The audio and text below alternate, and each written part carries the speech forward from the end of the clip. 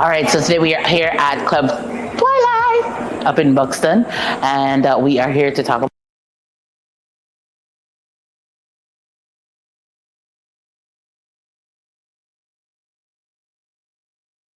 All right, so you might be wondering where we are still.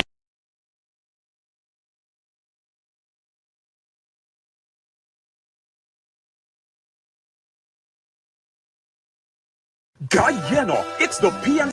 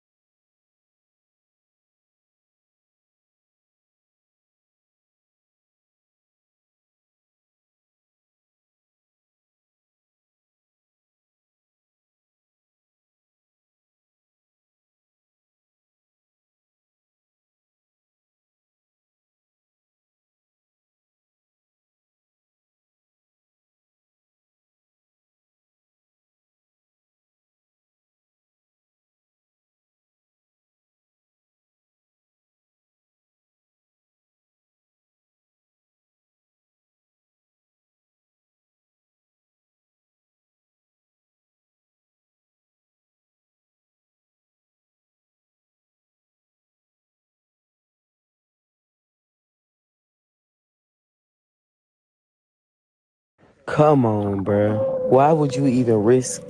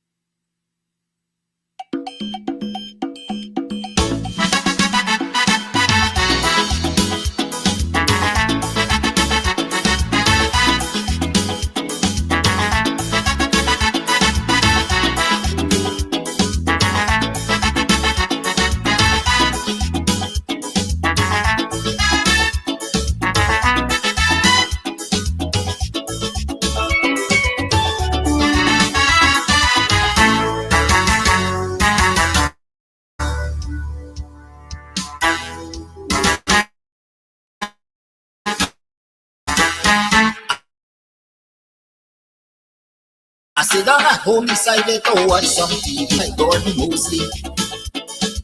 I listening to the things that he say, he tracking per night, paying close attention to make sure I hear it right. But when I hear the things them that he mention on the news, I had to declare, them kind of thing got me confused. I hear some things where the ERC noticing, and it convinced me that people ain't learning nothing. We hear so many times about them big name calling, and they say ERC pretend that they didn't learn nothing. But once you're black and you just decide to say a word or two, bet your life on that. They say ERC coming for you. Listen to the things you just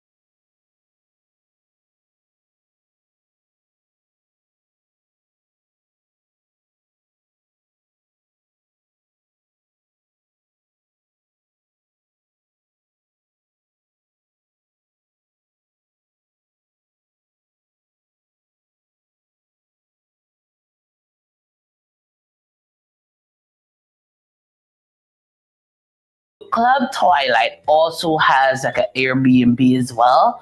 So you could come, drink, drunk, and come in the back here and lie down. Look at that. Look at that. Perfection. And the people come in the room and so on. The bed sheet matching the blind, matching the carpet, matching the this, matching the that. We know but we things in Buxton don't play with we. So definitely if you want to come. All right, so today we are here at Club Twilight up in Buxton, and we are here to talk about all that's going on up here. Trust me, if you are on the East Coast, you're in Buxton, you're in town, you're looking for a place to get away to, this is the place. The Cutters, mwah. Listen, I'll be having some just now again. We'll talk about that. And then, of course, the ambience is beautiful, fully air conditioned. The decor is on point. The music's on point. Everything's on point. It's just me. I need some work. But everything else that belongs to this club here is on point. So if you want to find a nice little place where you can just drive out of town and have some drinks, have some food, you can call, you can order your stuff and just take it. You don't have to stay. Or if you want to stay here, that's what's up. And of course, they have special events for Valentine's. You can rent a hall. You can rent a hall, honey. You can rent a hall for weddings, for birthday parties, to have a bash. I hope he edits that out. But you know, whatever it is, this is definitely the place to be. So it's on Sideline Dam. You definitely want to ensure that you check this place out. But it's on your to-do list. All right, on your to-do list. This is definitely the place to check out, you know, a really cool, chill spot here in Buxton. I like this. This is Buxton needed this. We needed this. I needed this. You definitely needed too. Thank you.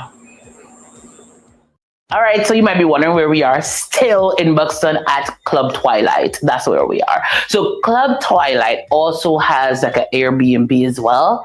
So you could come, drink, drunk, and come in the back here and lie down. Look at that. Look at that. Perfection. And the people come in the room and so on. The bed sheet matching the blind, matching the carpet, matching the this, matching the that. We know but we things in Buxton don't play with we. So definitely if you want to come and, you know, you may be having a wedding or whatever and you just want to overnight and just have a good time because you're going to be drunk. We got too much road accidents. So you definitely want to come, drink, have a good time. They have several rooms that you can rent. You have your toilet, you have your bath, you have your sink, you have your dining area. You have the bed. This is nice. I like it. Anyways, to my friends and my family, if you're looking for me, I'll be overnighting. Also for those persons who are traveling in from overseas, you want a nice, cozy place out of town, then Club Twilight, call them up, look them up on social media. They have their own Facebook page, and ensure that you come up the side and have a good time. Have a good time. Have a good time. I'm sorry. That's it. Guyana, it's the PNCR Pre-Independence Fundraising Bingo on Sunday, the 25th of May from 2 p.m. at Congress Place, Sophia. There will be 3 coverall games at $1 million per game, 3 letter games at $200,000 per game, 20 straight games at $100,000 per game. $6,000 gets you 6 tickets. Remember, it's the PNCR Pre-Independence Fundraising Bingo on Sunday, the 25th of May from 2 p.m. at Congress Place, Sophia. Put on your shoes and come on out.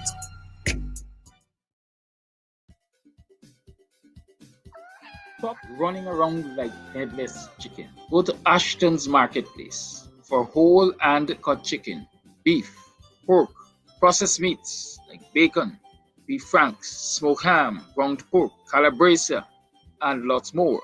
Ashton's offers wholesale and retail. Check them out. Call 613-2332 or WhatsApp 434-327-3955. Ashton's Marketplace at 72 Rob Street, Border. Planning a party? Worry no more. We have all the supplies you need. At EC Party Rentals, we have folding chairs, folding tables, square tables, round tables, long tables, short tables, big tables. We have chairs, red chairs, gold chairs, white chairs, crystal chairs, chairs of all type, throne chairs. What you want, we have. Food warmers, coolers, ice, beverages. At EC Party Rentals, we have what you need to have a good time. You plan the party, we do the work. Call us 622-5933. Easy Party Rentals. Let's keep your party going. Don't be a victim. Beat the heat with EC Crystals. Party ice in large and small quantities. Call 682-7981 or visit us at Club Twilight, Sideline Dam, Buxton North. EC Crystals, pure party ice. You can get meat anywhere, but for the best cuts of chicken, beef, pork, mutton, and lots more, check out T&W Harris Butcher Shop located in the East Ramvelt Market Meat Section. Call us on 609-7168, 641-4494. Ask for Rastaman. T&W Harris Butcher Shop for the best in fresh cut meats and lots more.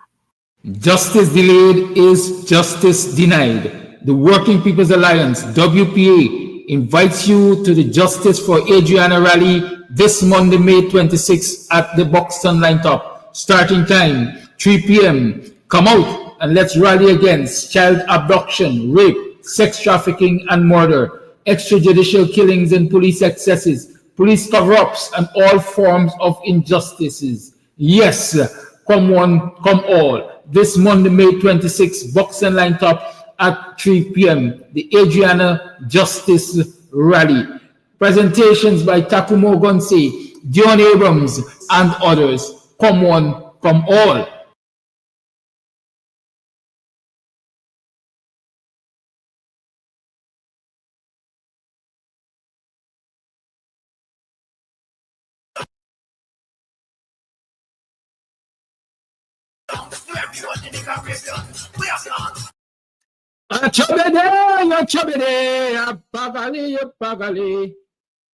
Every time you see me, you tell me, say you love me.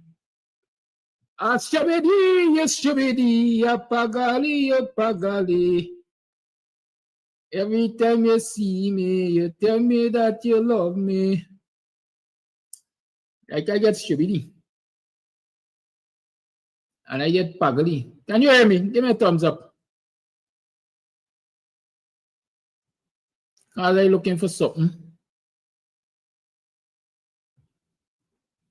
And I can't find the thing. Got the thing there. We got the thing there. So them I don't know. Morning, neighbor, morning. Welcome to another program of Guyanese Morning Time. I am your host, Kidaki Amsel. How you been? How was it yesterday? How was your last night? Did you hear anything last night? I mean, money, any business come your way, so whatever your business is not my business. I'm just trying to find out how business going for you. What line of business are you into? Are you a meat seller? As in a butcher? You own a butchery? Okay, got choice cuts. Morning, are you morning? Welcome to another program of Guyanese Morning Time. I am your host, Kidaki Amsterdam. It is 10 minutes to the 8 o'clock hour on the 24th day of May in the year 2025. I'm not late, darling. I was just being deliberate. I think yesterday's message was important enough for you to hear it twice. They say when it's nice, you want it twice. So I think yesterday's message was important enough for you to hear it twice. Because it is a good reminder, and I think it has come at an opportune time. You needed to be reminded of what the PPP is. You needed to be reminded of what the PPP represents. You need to be reminded that the PPP around this time presents its members as wolves in sheep's clothing. You have to remember those things. And so it would be a failing on my part at the dereliction of duty, that is big word. Dereliction of duty. Derelict. Like Commander Mandal right? It would be a dereliction of duty to not remind you in this important season, pre-election season,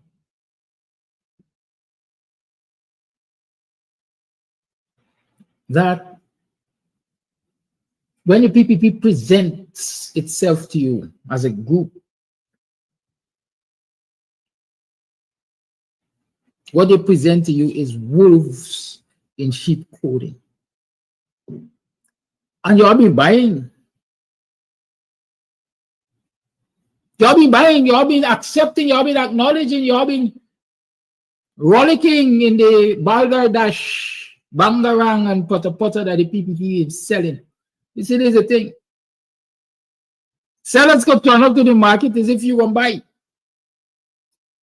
And I think there's a problem with Guyanese people because if I go and I spend my hard-earned cash at a fast food joint because I'm hungry, especially if it's my last money in my pocket, and the food didn't taste good, that's the end of patronage to them, you know. Me going back there. I care how they advertise. I care how the food looks sumptuous on the television screen or whatever media they choose to advertise on. My first experience would be my last. But no, Guyanese are always with this thing. Y'all as behave as though leopards change your spots. This is how y'all behave. But as far as I know from I was a little boy, since now I was a sperm, I was told leopards don't change their spots. So if you see a spotless leopard, it means that you're being deceived. And the PPP presents itself as a spotless leopard when it comes to election time. They are so saintly. They have never done any wrong in this world. The only people who have rigged elections or attempt to rig elections in Guyana are outside of the PPP. There's no truth to the allegation that Anil Nandlal was seen in the vicinity of Bladenal, Traspay as we call it, Traspay, distributing ID cards to voters. There's no truth to the allegation that Anil Nandlal was seen in the Traspay area by a vehicle, minibus or whatever.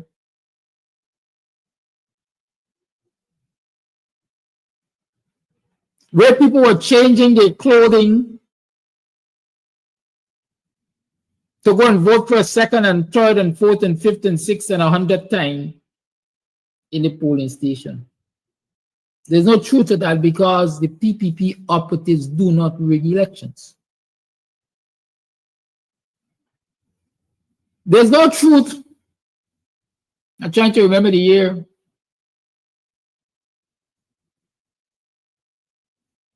That the PPP had rigged the election. I think that was for as far as the post. Somewhere in what a place name? Something town. Buxtonian area or something. Them old people could tell me, man. Yeah, remind me as well. For Jagan. I think they had to end up doing a runoff to get it right. There's no truth to that.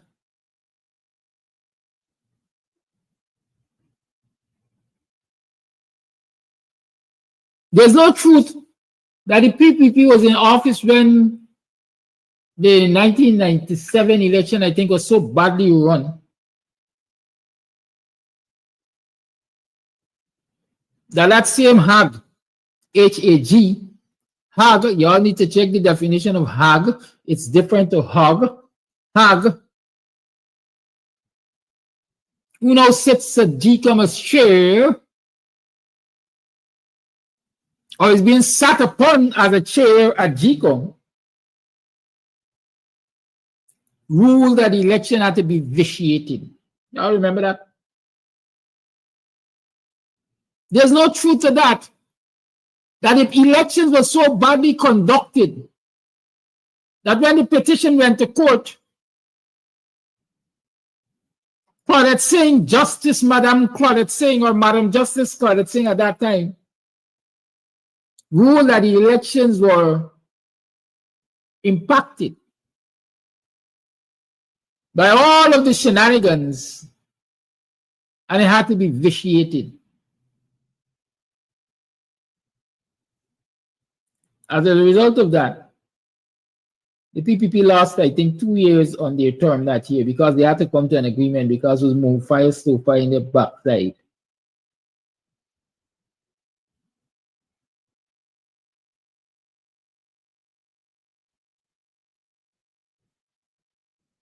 And so they had to go to early elections. Because they're all saints, they've never attempted to do any wrong electorally.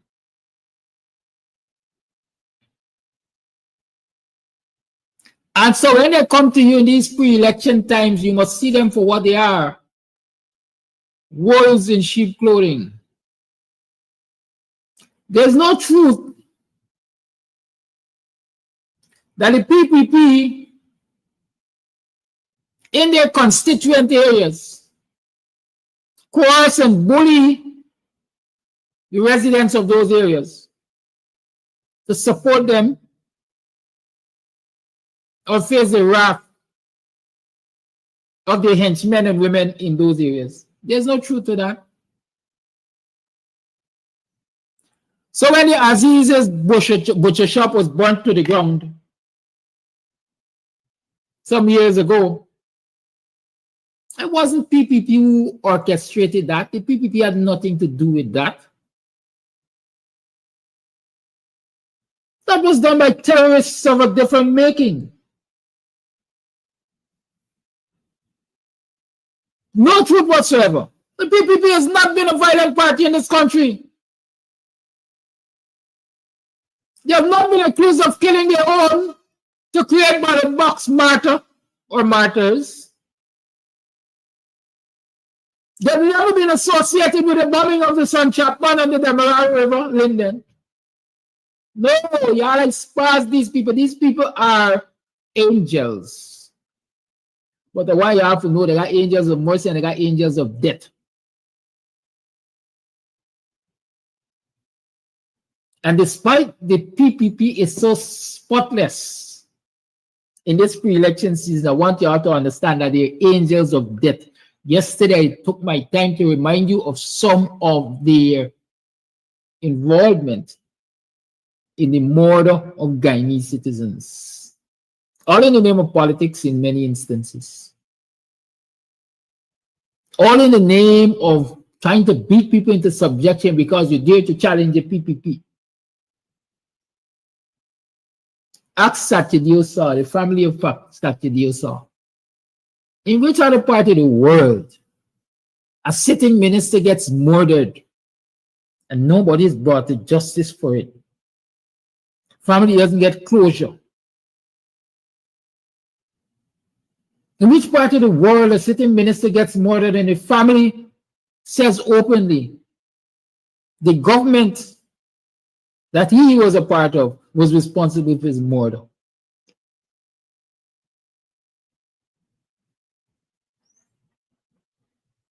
They were wrong to Jagdeo and the rest of them in the PPP.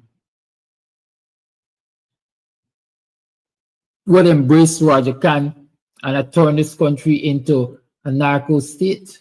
They were wrong to them. Most people didn't do anything like that.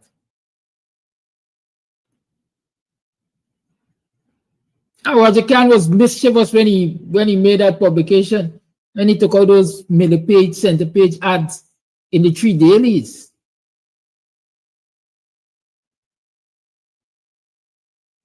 To say, in my interpretation, I was commissioned by Gadraj to defend this government, by Jagdeo to defend this government at all costs.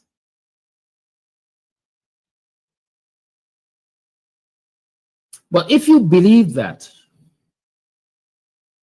if you believe that the PPP is spotless and like some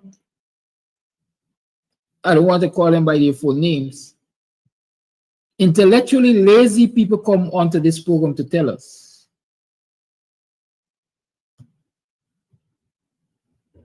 that PPP is the best government for Guyana, then you will understand and you can appreciate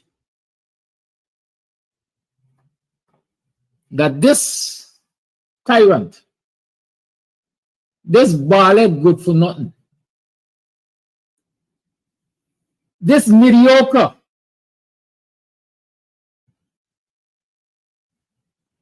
that a lot of y'all in the PPP worship as he is God, is definitely speaking to y'all. If y'all believe the PPP is spotless, if you don't understand that the PPP is bad for this country, and you can come here and defend him and go anywhere else and defend them and say PPP is the best thing for this country, then this tyrant, this mediocre, is definitely speaking to you. Run your mouth.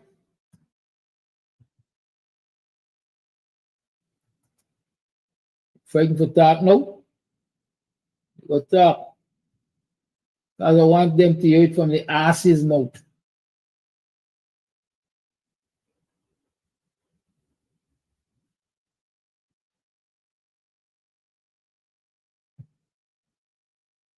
Sometimes the technology creates its own issues. And this country got some really stupid people, really. And this country got some really stupid people, really. And this country got some really stupid people, really. And this country got some really stupid people, really. And this country got some really stupid people, really. And this country got some really stupid people, really. And this country got some really stupid people, really. And this country got some really stupid people, really. And this country got some really stupid people, really. And this country got some really stupid people, really. And this country got some really stupid people, really. And this country got some really stupid people, really. And this country got some really stupid people, really. And this country got some really stupid people, really. And this country got some really stupid people, really. And this country got some really... I just had an idea. I will keep this recording for people like Ricky Ranking. Ricky Ranking is sitting on TikTok and says, the man is your worst nightmare. And so in the voice of this idiot, stupid people, really. And this country got some really stupid people, really. Ricky Ranking is one of those really stupid people. Ricky Ranking is one of those really stupid people.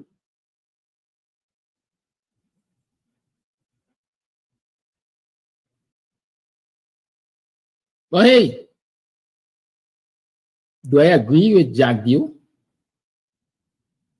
that this country got some really stupid people? Yes. This country got to get some really stupid people. Because if this country didn't have some really stupid people,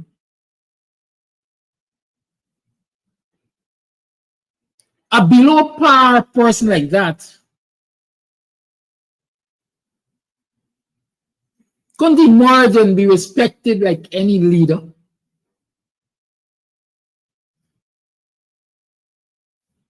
If there ain't got some really stupid people in this country, nothing like Jack Dew. Could have called himself leader, vice president, president. Nothing like Jagdio could have puppeteered the presidents finally.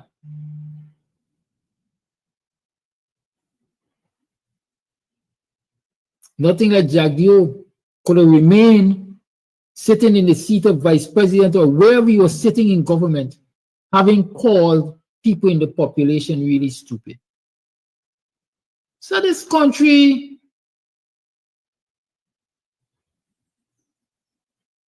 really got some stupid people.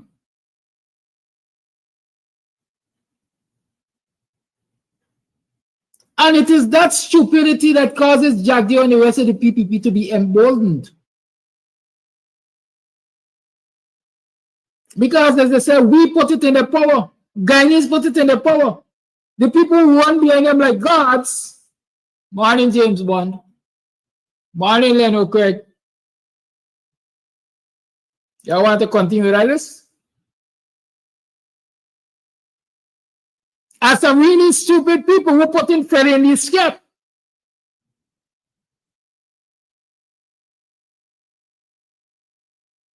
I'm going to show you, at least I'm going to make the case this morning, for why Jagdio must believe in his heart that Guyana got some really stupid people. I'm going to read a couple of headlines to you quickly.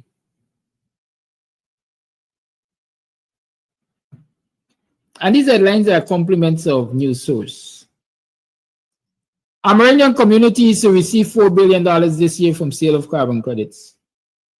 $4 billion from the sale of carbon credits. Government contemplating the expanding of GDF's Air Corps fleet to accommodate commercial hinterland travel, says Jagdio. Let me repeat that. Government contemplating the expansion of GDF's Air Corps fleet to accommodate commercial hinterland travel, says Jagdio.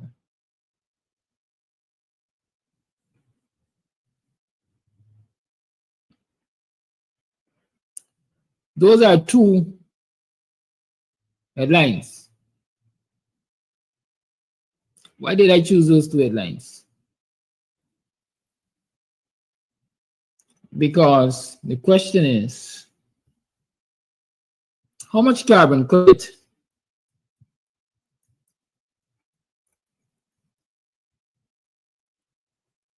how much money, the question should be, how much money did the Amerindian communities receive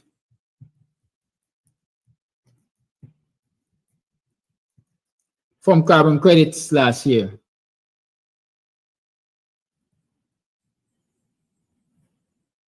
Any of you got the answer?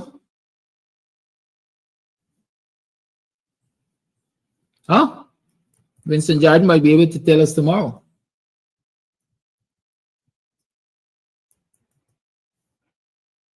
Why am I asking that question?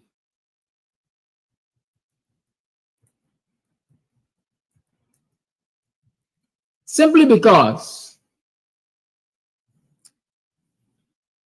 the Amerindians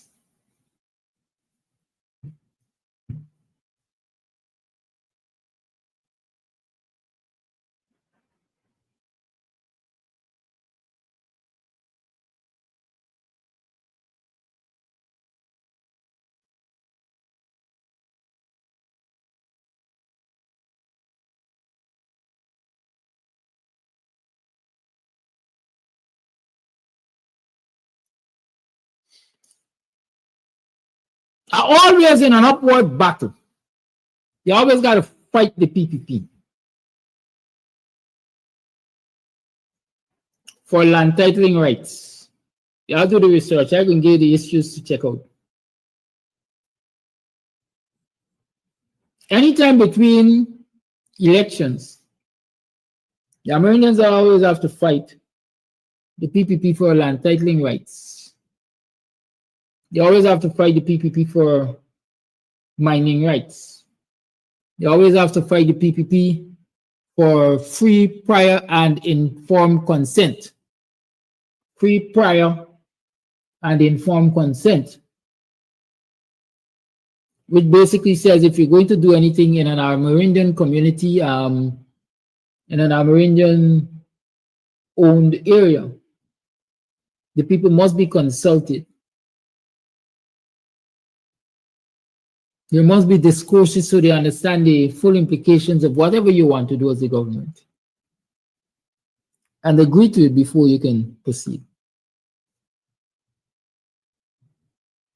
The PPP is known to have gone into those communities continuously, and they continue to do that and do as they wish, including sex traffic young Amerindian females. Total disregard and total disrespect to the Amerindian communities, to the Tushos, etc. Case in point, this country just lost hundreds of millions of dollars that were used to print textbooks. Textbooks that had a section disrespecting the Amerindian community by falsely labeling a Tusho as anti-development.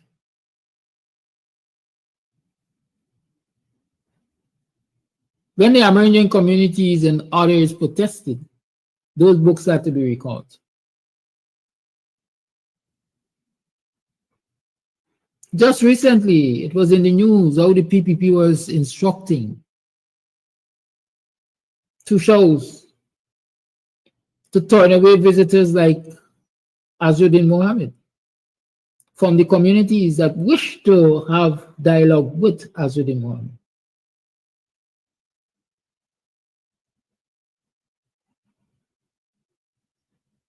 Over a period 2020 to 2025, that 4 years there, altogether the Amerindians receive about $4 billion. Right? From carbon credits. 150 million in 2023.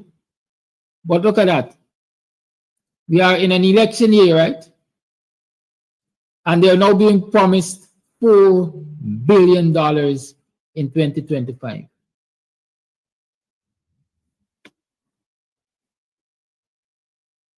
$4 billion in 2025.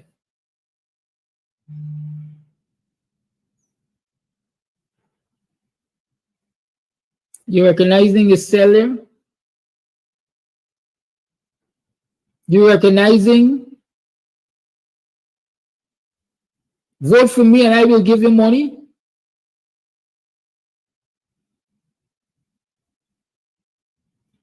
So you got to be stupid. You're bound to be stupid.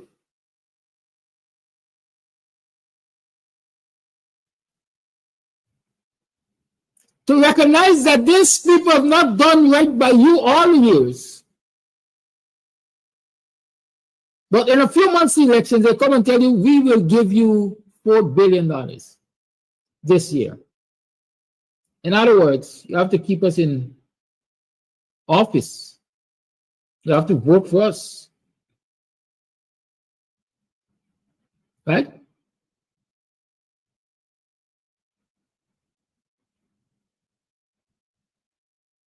If you're going to get anything. As a matter of fact, Jordan is saying in 2020 what? In 2024, Amerindian communities were expected to benefit from 4.84 billion. So if they got that in 2024, and they're getting 4 billion in 2025, it means that there's a decline. So why are you voting for a decline? Why are you voting for a decline? And Mr. Jordan, I know you're always on the ball, but according to Google, that $4.84 billion seems to be cumulative over a period of time. Right? With 1 point, what did I say just now? 1 point something being given in 2023. 150 million in 2023. Right? AI overview is telling me that here 4.84 billion is an accumulative amount over a period of time.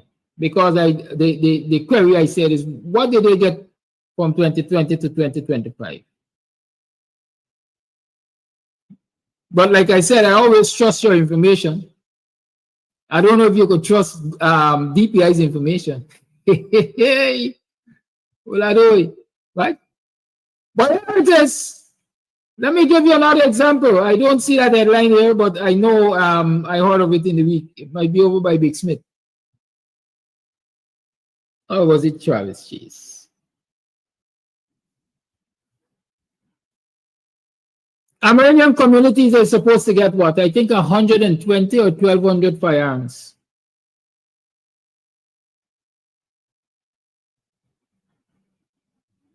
Right? Amerindian communities are supposed to get firearms.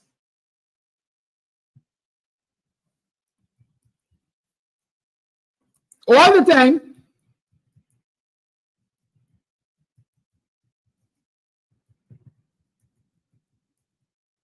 they didn't see 250 firearm licenses approved for Amerindian communities.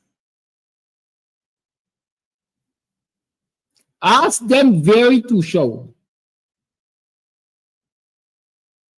how long they've been begging the PPP for licensed firearms for the purpose of hunting and protecting their communities.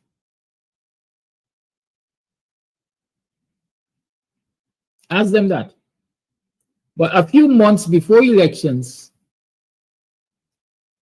Amerindian communities, to show that too, we're going to give you all 250 firearms. Does it sound like the same Columbus approach? We're going to bring trinkets and carry away your gold? You're going to bring trinkets and enslave you? So if you're falling for this, let me call it inducement.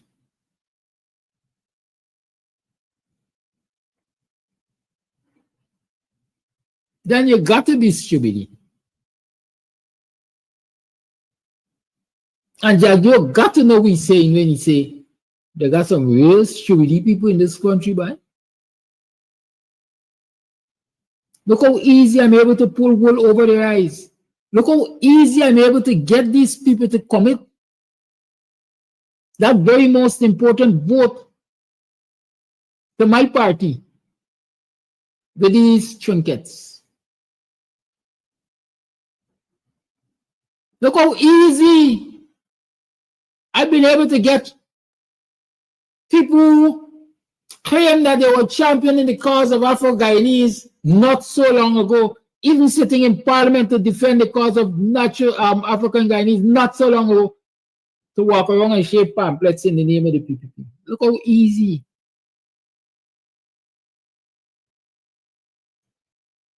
People that I vilified before the courts, call them fraudsters and thieves and crooks and criminals. Look how easy I get them walking behind me or behind the comrades of my party to share handbills and take hot sun. I know they got cold sun. And promote the virtues of what we represent over that criminal enterprise known as the PPP. Look how easy. So it got to be these people's stupidity. Right? Because if there is stupidity, I couldn't succeed with that foolishness. There's no way I could succeed with that foolishness. So I am tempted to believe that Jagio, that below par leader of the PPP, knows what he's saying when he said, they got some real stupid people in this country, you know. What I want him to do is call you by name. As in not every Guyanese should be. As not every Guyanese gonna allow you to pour wool over the eyes. Can't be. At least not this one. I sure Winston Jordan gonna allow the night on. So they got specific people there argue. Who should be like that? As Amanda once said, there are specific people that Jack Doga be talking to who pagani like that, who are intellectually lazy like that. But it's not the majority Guyanese. It is not the majority Guyanese. And I think Guyanese again have a responsibility to prove to the PPP cabal that they ain't as stupid as Jagdio and the rest of them over at PPP would like us to believe.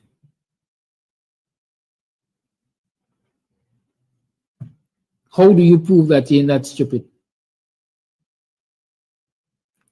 You prove that you're not stupid by ensuring that you place a premium on your vote. We ensure that you place a premium on your vote. You don't give it away for $100,000. You don't give it away for $50,000 cash grant. You certainly don't give it away for promise of firearms for your community. You don't give it away because somebody promised to give you the money that you are entitled to. Because part of the agreement for the sale of carbon credits is that the indigenous communities will get their share of the pie because they are seen as keepers of the forest.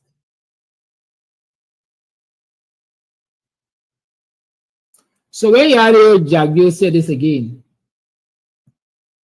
And this country got some really stupid people, really. And this country got some really stupid people, really.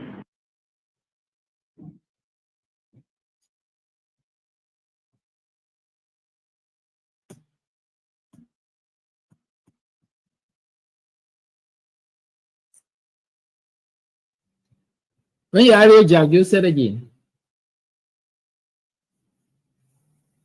stop, look around, think, and promise yourself that when come election day, you will prove to Jagdio and the PPP that you're not as stupid as they think you are. Especially those of you in the Armenian communities. Why?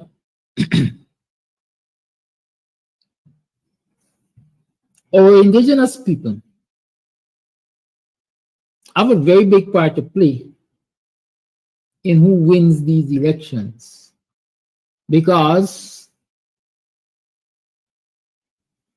the census that has not been released is not being released because the figures show that neck to neck at any elections, neck to neck,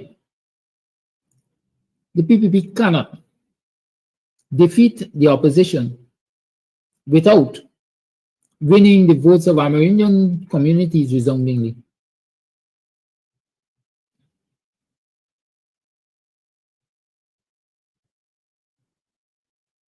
So if you want to put it this way,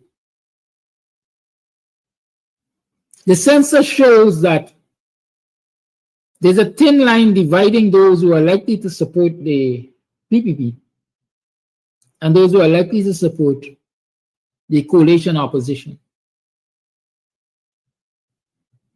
And the deal breaker really and truly exists among the Amerindian populations.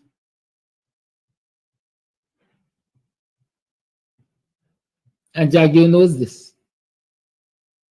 The PPP knows this. And so they will use our oil wells to try to sweeten the deal in the Amerindian communities. We're going to give you this, we're going to give that, we're going to give you the other. For as long as we are approaching elections, we are going to give you this and that and the other and the next. But watch and see when elections are finished, what will be delivered. Public servants are the experience. I remember the promises made to public servants, so raise the salaries and so on. They are their experience. If the Amerindians don't fall for it now, good for them. Dr. Hines like to say, me not allow water for carry me lap 2 times. And if you want to allow the PPP to do just that, yeah, then Jagio could continue to say, Guyanese, they got some real stupid people in this country. Now, as an aside, let me do some picture study. Y'all know about sheriff security, y'all know about sheriff ambulance, y'all know about sheriff this, sheriff that. You notice what is on the microphone there? Y'all notice? The black and white mark on the microphone, what does it say? What does it say? Sheriff. There is no sheriff media. There is no sheriff media. Sheriff tried disguising behind Guyana Daily nonsense and cussing Guyanese and calling them all kinds of things and so on. So they have openly come out and say, we got media, name Sheriff Media, SM. Must look to see where Sheriff Media turns up to report on issues. First time I've seen a word of Sheriff Media is maybe at this press conference. All the time is Guyana Daily nonsense they used to got masquerading as credible. I'll pay attention, the little things matter. The lines are opened. 6225933 is the number to call. But there's a question that was being asked all morning. You see the appeal court judges that are to be appointed, 7 of them. Yes, I see 7 of them to be appointed.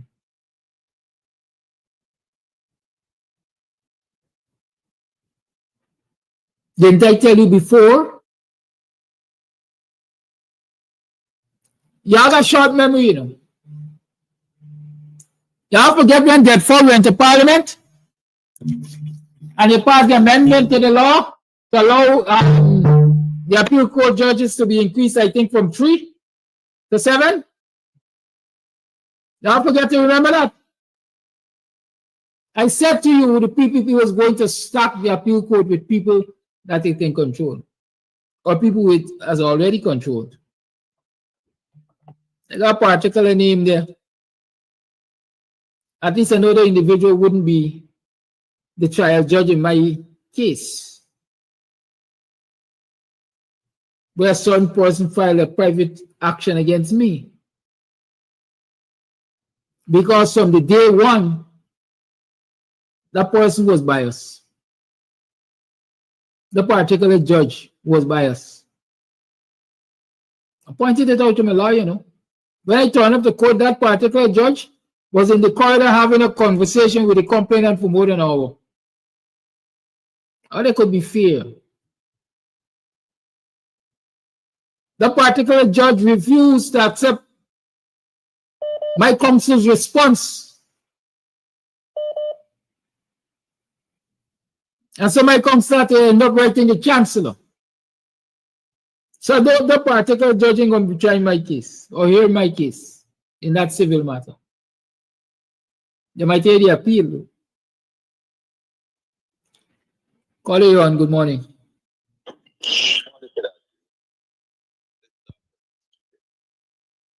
We got an election coming, right? We know the handlers of and crafters of elections in countries that dominate our wealth, especially third world countries that dominate our wealth. These people are the owners and controllers of global financial capitals, like the BlackRocks, the Halliburtons, the IMF, and everybody out here, all the multinationals and what's not.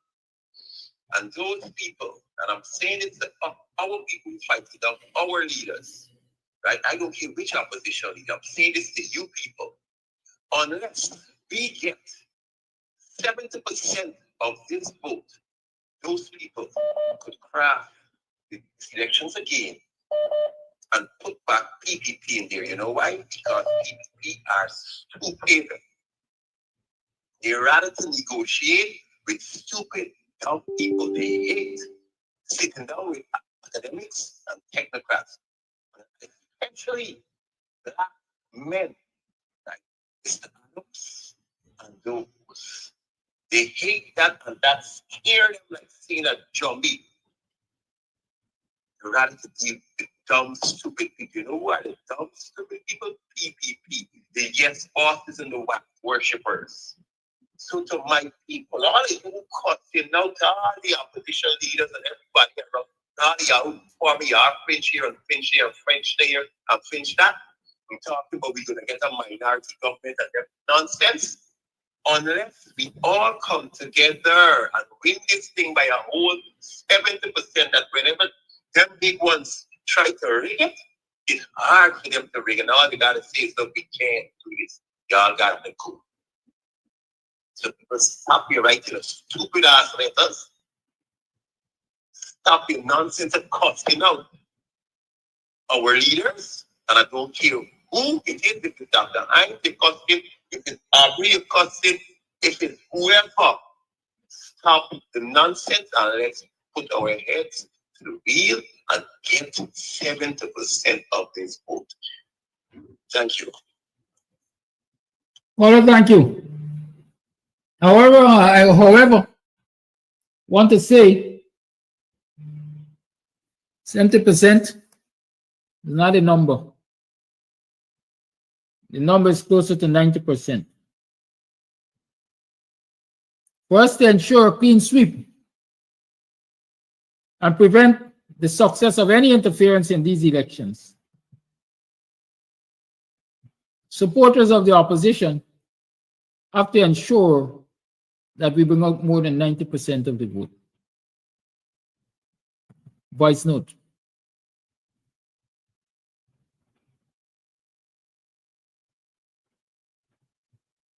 Is that the one in plane? All right. Call you on. Good morning. Morning, Kadaki. Morning, Guyana.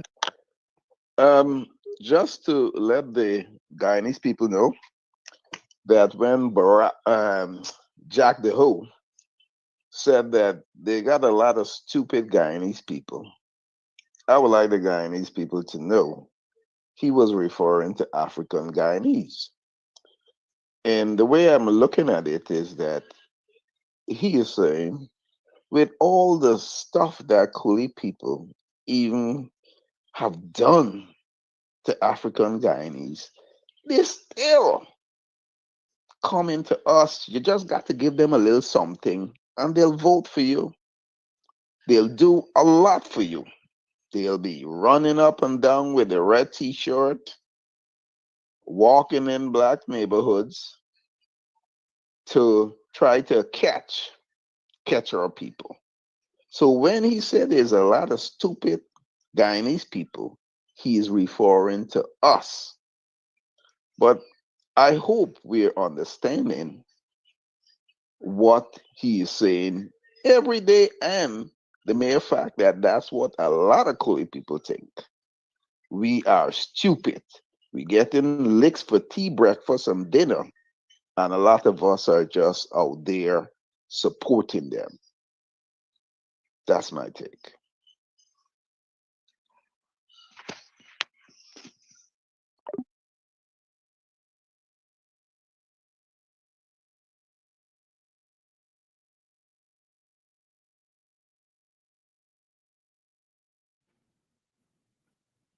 Yes, thank you for your take, caller. I certainly agree that a lot is said in between the lines. That is why I always encourage you, read between the lines. Read between the lines. Read between the lines. And you read between the lines, we'll come to find out a lot of things. It is 23 minutes to the 9 o'clock hour. I am about to leave TikTok. Those of you who are on the TikTok live, you can continue to follow the program on Clamps TV, on Facebook and YouTube. Over there, you can make your contributions, you can make your calls, etc., etc. So goodbye, TikTok. Join me over at YouTube and Facebook for the remaining few minutes of the program. Caller, you're on. Good morning. Yes, good morning to you and all my black brothers and sisters in Guyana. I will agree with that caller because the same thing I would have said if my call has been answered before him. Jagdo is speaking to us black people in Guyana, not the Indians. Why Flash Garden was saying that this morning? Because we all remember when Jagdo tell them, police supporters, when a black man come in, run them out and chase them out. And when he going, all the black man in the wood, them husband and man send them wife and them picnic because sit down for listen Jagdo and nonsense. He's speaking to us. When Flash Garden, we object to those young black people who went and protest for Mohammed and stop the government job towards Mohammed. I call them fool. When black man come and Bombay Smith said, Flash Garden is wrong for calling black people fool and jackass. I said, I did not call them jackass. I said they're behaving like jackass. I'm glad you played that video with Jagdo because black people just see things in the day and wait till night time for look for it when they're sleeping. Now, move on, Flash. What you mentioned that relying on them. Flash Garden saying relying too on Akins, relying on Michelle, relying on the present and chief. Can you all remember, my black brother and sister, when was the inquiry? When Mr. Paul Slow was leading it? All the inquiry catch all of them 3 lines. And look where Jagdo put them today. I'm vexed with them calling government. Calling government teach them people how to protect power and how to get power and how to keep black man on their feet. I do hope the leaders them listening and don't fight one another that me want 50 slices of bread and 50 slices of fish before me join with you. The Koli government is do what it takes to protect the government. Black man has said he look bad to the next black man, and black man love to tell black man no. Can you remember that story with that black driver in the coalition time when they was found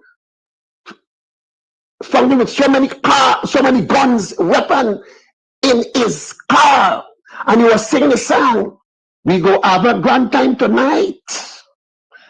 And then we want to come out as social come out. What our president did, our black president did, what our black commissioner did, what our black AG did anybody could text me and say, Flash Garden, the boy is still in jail, he get 30 years.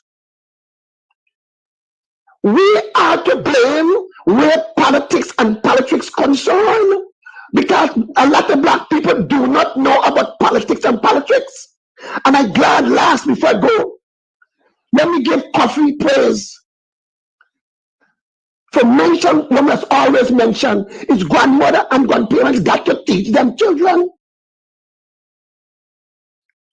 We have to teach our youngsters, don't wait for government. Ask not what the government can do for you, but what you can do for your government and for yourself and for your family. When I object to that little boy that come and said, Mr. Amsterdam, what happened to them young MP? Why they not go out and tell young people? I said that nonsense. Them MP have job, their own job to do, and get them TV for TV. So it's grandparents. Couple days after, our MP female, black female, Miss Coletta come and said, Mr. Speaker, before I mention what I have to say, my grandmother teach me, and let me add in peace, so I could be an MP today, representing all Guyanese. Is God put those words in her mouth? My grandmother teach me. She said, my grandson, when you grow up, you must learn to cover your family shame. And I live for hear and see what you mean. When them stopped me, said, Flash Garden, I don't want to hear your voice today. That young lady, what's her name? Robin. She said, no, leave Flash Garden alone. I want to hear his voice. I want to hear his opinion. Why? Because we are all family. Black people in Ghana got to live as one family. They don't do that. Thank you for your time. Thank you for your call. Good morning, Mr. Amsterdam. Good morning, viewers. You know, when you sit and look the behavior of the Ali regime, you ask yourself, are they for real? You have a vice president telling the citizens of Guyana that they're stupid. You got Ali at different functions winding up, going on. You get a first lady, she bubbling down, going on. I have never seen any president in Guyana and a wife behave the way you see the Ali regime is behaving. It is bizarre. It is bizarre to see a president of a country. I'm looking and I'm seeing a president for a country winding up, behaving like a crazy man. Guyanese, you guys are in real trouble. Y'all in real trouble. Ask yourself if you want a government like that. The discrimination, the corruption, confusion, all in the ministries, money laundering, drug. Oh my God, and the list go on and on. The Guyana police force murdering young African Guyanese. The last incident now is Adriana sacrificing that 11-year-old for riches. Guyanese, y'all in big trouble. And the only way you can get yourself out of this problem is to vote the PPP out, vote for change. Get some pride in yourself and y'all vote for change. From the outside looking in, the citizens of Guyana are not be treated in a respectful way, especially Afro-Guyanese. Homes are being broken down. Businesses are being taken away. The only person can make that change for Guyana is the citizens of Guyana. You guys have to do something. You cannot live in a country that is deteriorating by the minute. You can't. Your kids are not safe in school. They're not safe when they go to the park. They're not safe nowhere. So, Guyanese, make up your mind. If you want to live in a country where there's decency and where the government can respect the citizens of the country, that is my take for today. Good morning, good morning. I hope James, Ban, and Andar, and them listening jagged you because he didn't see it fit to send none of them to the summit for African people to the summit for people of African descent. They send an Indian there. They didn't see that, they ain't noticing that. So hope they're listening to the show this morning. James Ban and Eva Barrett saying who's stupid from who is stupid. Is them he talking about. Two, I'll just check in. Anybody check the list for the people who are running for governor for Venezuela? When I see people there, I want to borrow there. Just check.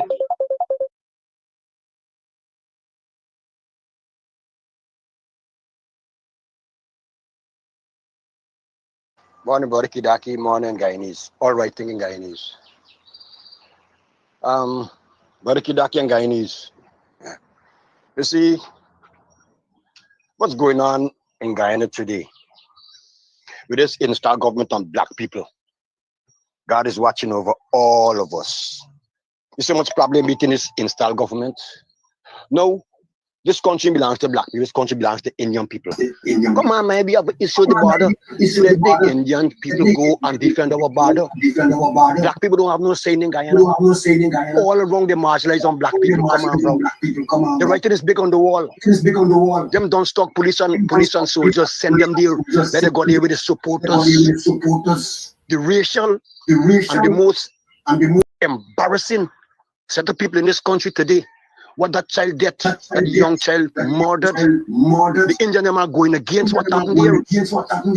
Come on, bro. It's so shameful. Did these people go at the borders and fight Venezuela? The shoot and scoot minister, like, get all of them. And the don't stop president and the don't stop vice president, get all of them and take them at the border. All the businessmen that deprive black people.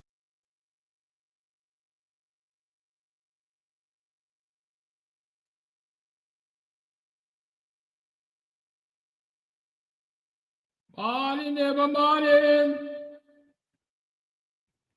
Morning, neighbor, morning. Are you morning? Welcome to another program of Guyanese Morning Time. Tell me if you can hear me loudly and clearly. I'm having my own technical issues here, but you know what? We will persist. We will persist.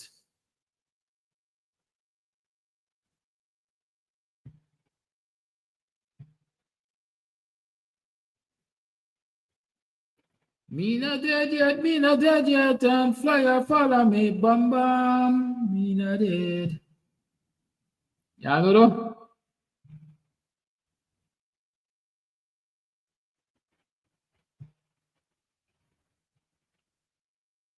Good morning to you all. Can you hear me? Loudly and clearly. That's what I'm asking. If you can hear me, let's get ready to rumble. So I need to know if you can hear me. Because if you can hear me, it means all is well.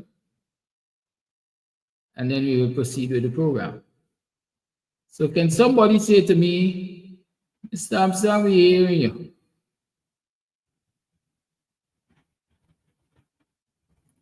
I am listening. Y'all talk to me now. Guyana, it's the PNCR Pre-Independence Fundraising Bingo on Sunday, the 25th of May from 2 p.m. at Congress Place, Sophia. There will be 3 coverall games at $1 million per game, 3 letter games at $200,000 per game, 20 straight games at $100,000 per game. $6,000 gets you 6 tickets. Remember, it's the PNCR Pre-Independence Fundraising Bingo on Sunday, the 25th of May from 2 p.m. at Congress Place, Sophia. Put on your shoes and come on out.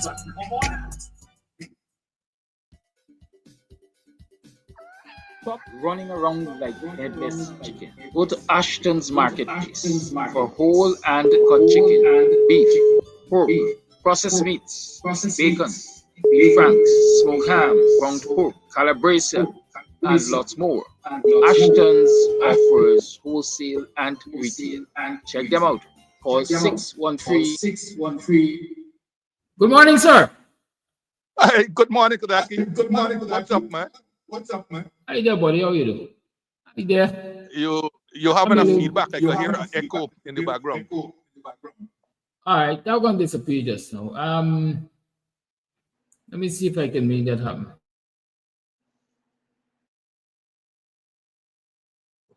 Okay, we don't want the same thing like last.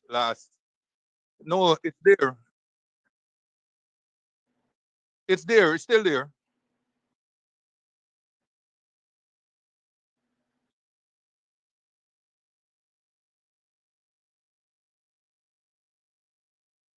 Well, stick around just in case you have the echo and I have to call you back.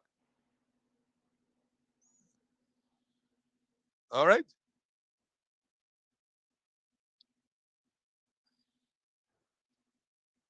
Anyway, good morning to the folks on the live. It's another Thursday. Thankful, thankful Thursday.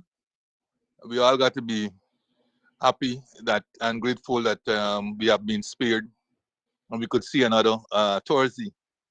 Notwithstanding the persistent and consistent rain earlier in the week, we seem to have a bit of sun today. This is about the best thing that is happening in Dubai. Yeah, it's not Dubai anymore. It's now Dubai, as one of my friends call it, because I've just been reading that in the name of progress or perceived progress, there's a long tail back on the east bank of the Mararo Road. I don't know how dated is the post on Facebook, but at the time when it was posted, it was said that there was a tailback from New Hope, right to as far as Sarah Johanna. Oh, that is incredible. Just think about the colossal amount of time, productive time, that is wasted. People can't get to work. Children can't get to school. Teachers can't get to school. And most of all, those who have to catch flights out of Timeri Airport, being stuck in such a long traffic, and even if they were willing to ride a bike or walk, it's going to be a long, tall order dragging luggage and so on. On this morning again, I heard on the radio people in South Rhineville complaining bitterly about the state of the Aubrey Barker Road. That seems so. That road seems to be in a state of inertia, and now with the rains, it's worse. It's been reduced to one lane in several parts, and so like traffic also has come to a standstill or is moving at snail's pace where that is concerned. And of course, only yesterday I was reading again about commuters complaining bitterly about the embankment road that is being widened, and the chaos that takes place all in the morning and in the evening. All in the morning as people get to work, and even as people try to get home. I saw a letter writer yesterday putting out some suggestions about how they can ease the problem on the east bank, on the embankment road. Not sure that that will work. I think essentially because in putting forward his suggestion, he was praising the government for what he called progress in the enormous number of cars that have been put on the road. He calls that progress. I don't know, it's kind of contradiction. What he's calling progress at the same time is holding back progress. It's about one of few countries, especially with the kind of resources that we have, that doesn't really have a public transportation system, right? I was reading this morning, somebody say bring back the Granger buses, because one Granger bus could hold anywhere between 30 and 60, depending on the size of it, persons, which is equivalent to three minibuses off the road. But you get the kind of thinking. Little Barbados have got a set of new buses.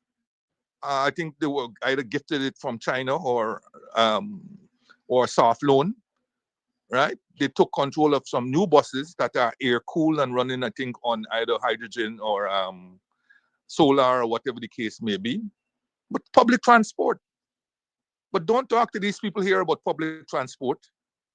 The idea of public transport is to allow the uncontrolled importation of cars, which of course has an impact on your foreign currency anyhow.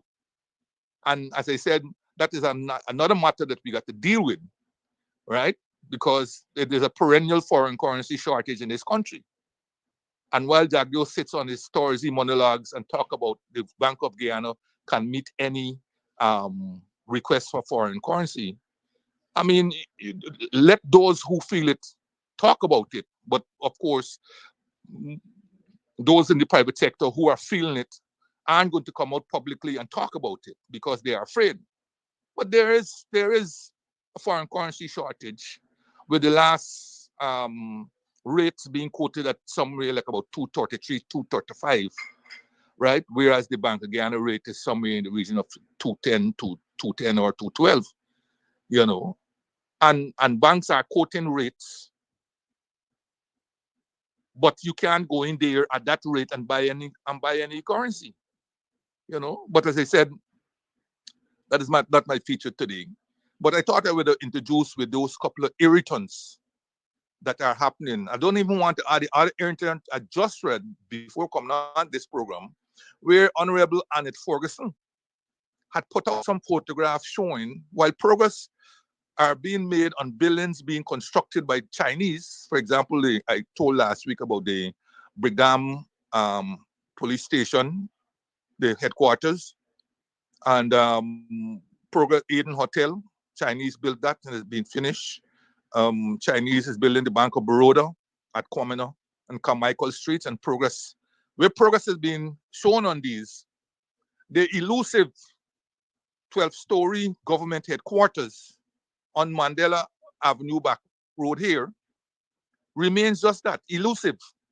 And she has pictures there showing that all you have there, that all that has been going on for the billions of dollars that have been budgeted and disbursed is an empty building, she says, with a few, I don't know, spikes or whatever it is that going up. Those are the things make us concerned about this country. All right, make us very concerned about the wastage of money, and those are the things that the IMF then take time out, you know, in their busy schedule to take a look around. Right, they merely added and subtracted and put together the numbers and gave a glorified picture about what is happening. But they didn't have a chance to just on their own, rather than being shepherded, take a look around at some of the wastage that's taking place with the money. Anyway, I'm hoping to finish on time today because I'm hoping to do some other activities. So one of the first things I want to look at today is, you know, during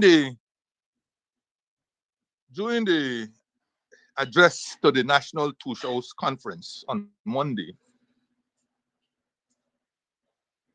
during the address, Ali announced support for religious institutions.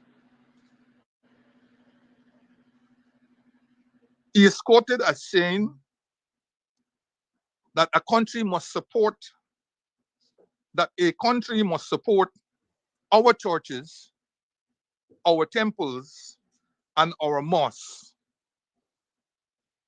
We'll work with our religious community in transferring resources directly to them to help them in their work.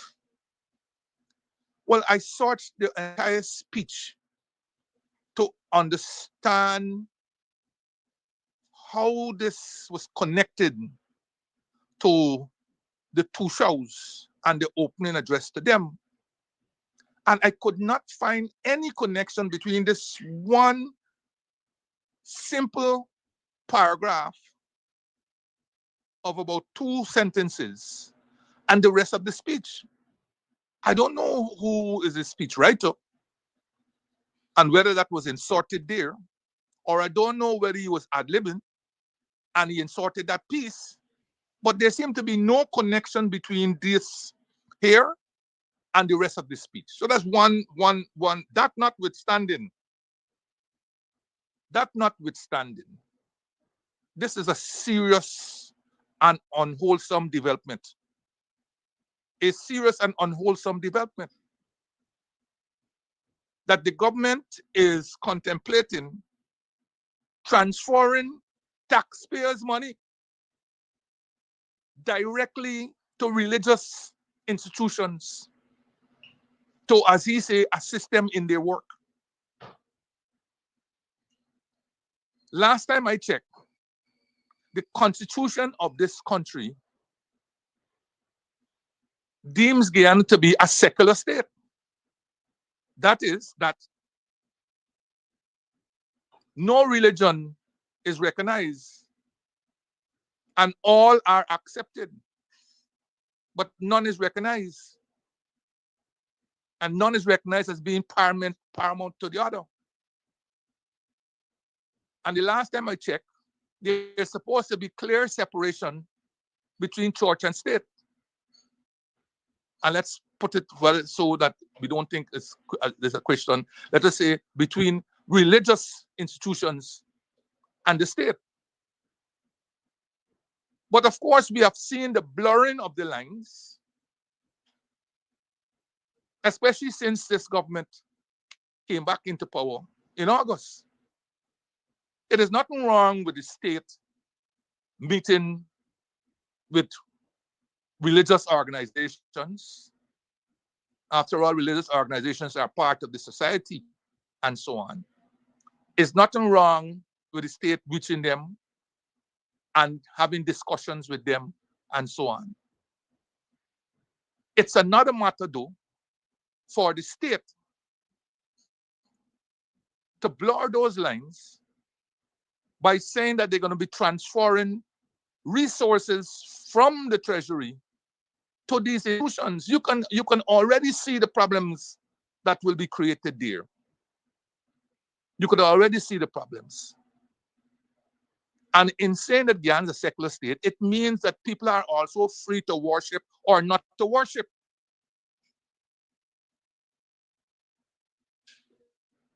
And all are still going to be citizens of Guyana.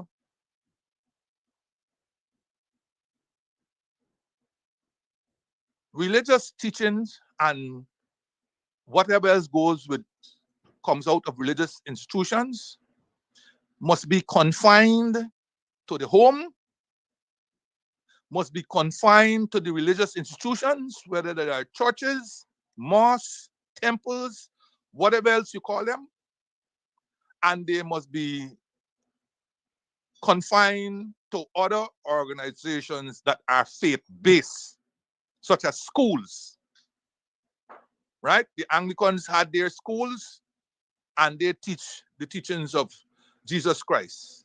The Roman Catholic had their schools growing up.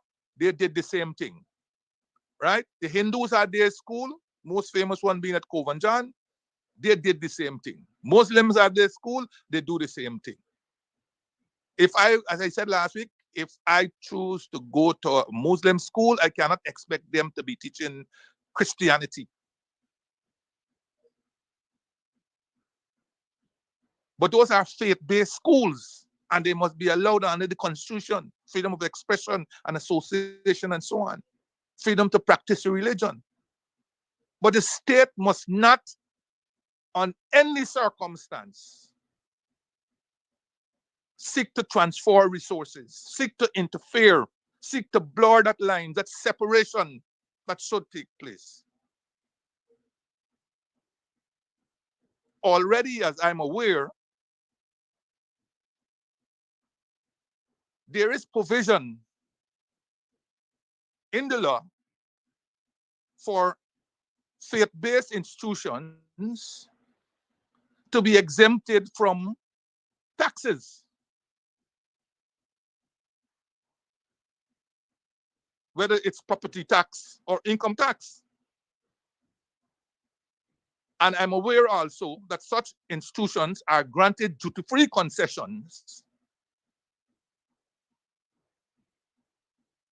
especially as it relates to certain things that go into a church, whether it's candelabra or candles or oils or whatever the case may be. I'm aware that they get duty-free concessions. So what is the thinking and the purpose behind the state now saying that it will transfer resources directly to these faith-based organizations? Can you see the trouble that this is going to cause? Can you see the trouble? How is the state going to determine which institutions to transfer these resources to? You already have problems already in a number of areas. And you see what this has happened. Ipadaji used to get state resources. When the government didn't like what Ipadaji is doing or not doing, they stopped the resources. They then created some sham organization for which now they're going to transfer resources. Emancipation Day, a number of groups used to expect and depend on the government to give them a transfer for them to do their celebrations. The government determined which ones they are going to give. A few weeks ago, Jagdio talks about transferring resources directly to certain civil organizations. That's the ones that they will deem to be non-controversial and whatnot and whatnot. These are states' money. These are taxpayers' money. And this is what you're getting. So what criteria the government will be using to transfer these resources? And how will they determine how much to transfer? And who gets what? And the coziness that goes beyond strict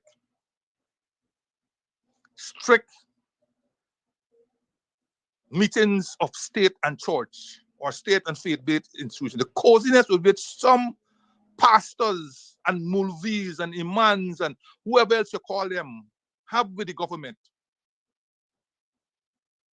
gives the impression that they're doing so not in the interest of their flock, but in the interest of themselves and what they can get out of it. Some of them have accepted positions, whether it's on boards or on delegations, traveling, and so on. They must be able to say, how has that redounded to the benefit of their flock? Only recently, you see the sparring between the Seventh-day Adventist Pastor Clark and Rickford Burke. This is what is going to happen with state capture. When you come to depend on state transfer of resources, you got to remember who pays the piper, calls the tune. And that in Martin Carter's words, a mouth is muzzled by the food it eats. Our church is suggesting that inheritance from benefactors, tithes, donations, fundraising activities, and whatnot are insufficient for them to get their message across, that they now have to seek resources from the government. I say to the churches and the mosques and the temples and so on, if you want to maintain your freedom and your independence, eschew any acceptance of direct cash transfers from the government. I say to the flock that is being administered by these priests, mulvis, and so on, to beware of your pastors and mulvis and whoever else accepting money in your name and in the church's name.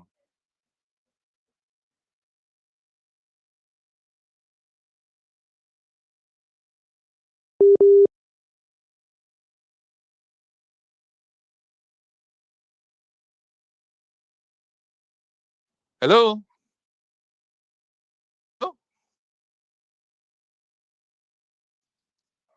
Hello?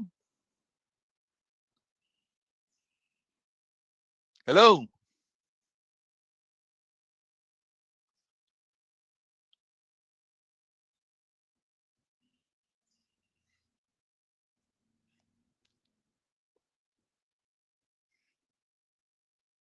Hello?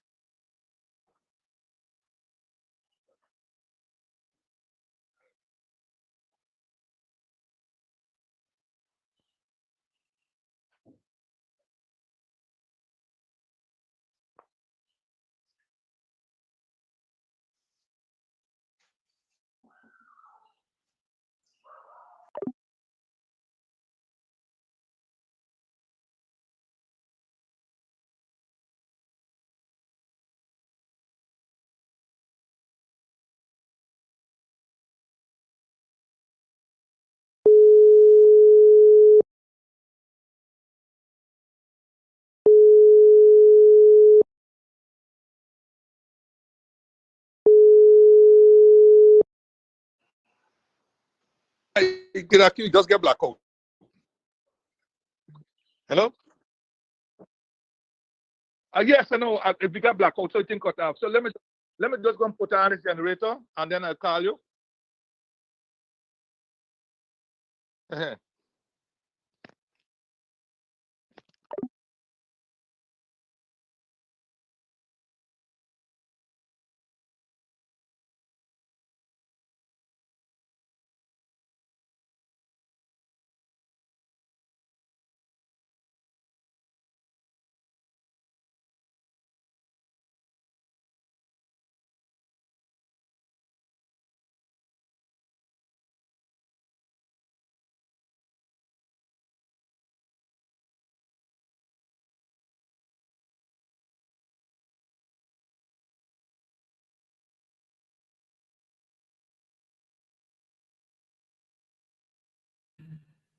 Oladoy, can you hear me?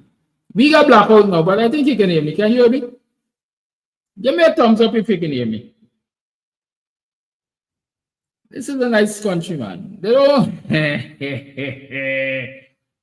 Oh, la, la, la.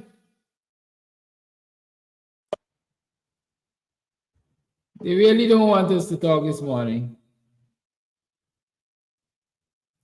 Can you folks hear me?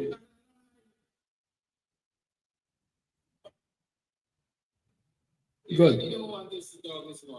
All right, so I'm sure that you guys are hearing me. And when Mr. Jordan calls, you will hear him as well. You know, this country is such a freaking joke. I can't call it anything else but a freaking joke. Ah, a lot of mercy. Where is it? Is this part of the efforts to stop us from presenting information to you, information that is credible, information that questions the validity of this government's behavior? I don't know. But listen, if we can't talk to you on Facebook Live on YouTube and so we gonna write them. Right? And because we know that sometimes they got some people with the inability to read for varying reasons, we gonna record them, so you're gonna listen to them. So in some way or other, the message is going to get to you. Even if we gotta go back to Dina Day, you know, the ancient days of lighting smoke to send signals. Well, the papacy still does it. The Vatican still does it when they're telling you the Pope is. So why not? We could go back there. Good. But when Mr. George was talking about Ali's declaration at the opening of the two shows conference about the intention to give monies to religious organizations, I said, Pim, here we go. I said to you, I think early in the week, that the PPP said it never realized it was that easy to control people through the churches. And if they had known that years ago, they would have gone there. Right? They would have gone there. And so in recent times, since they got back into office in 2020, a lot of efforts have been made, right? A lot of efforts have been made to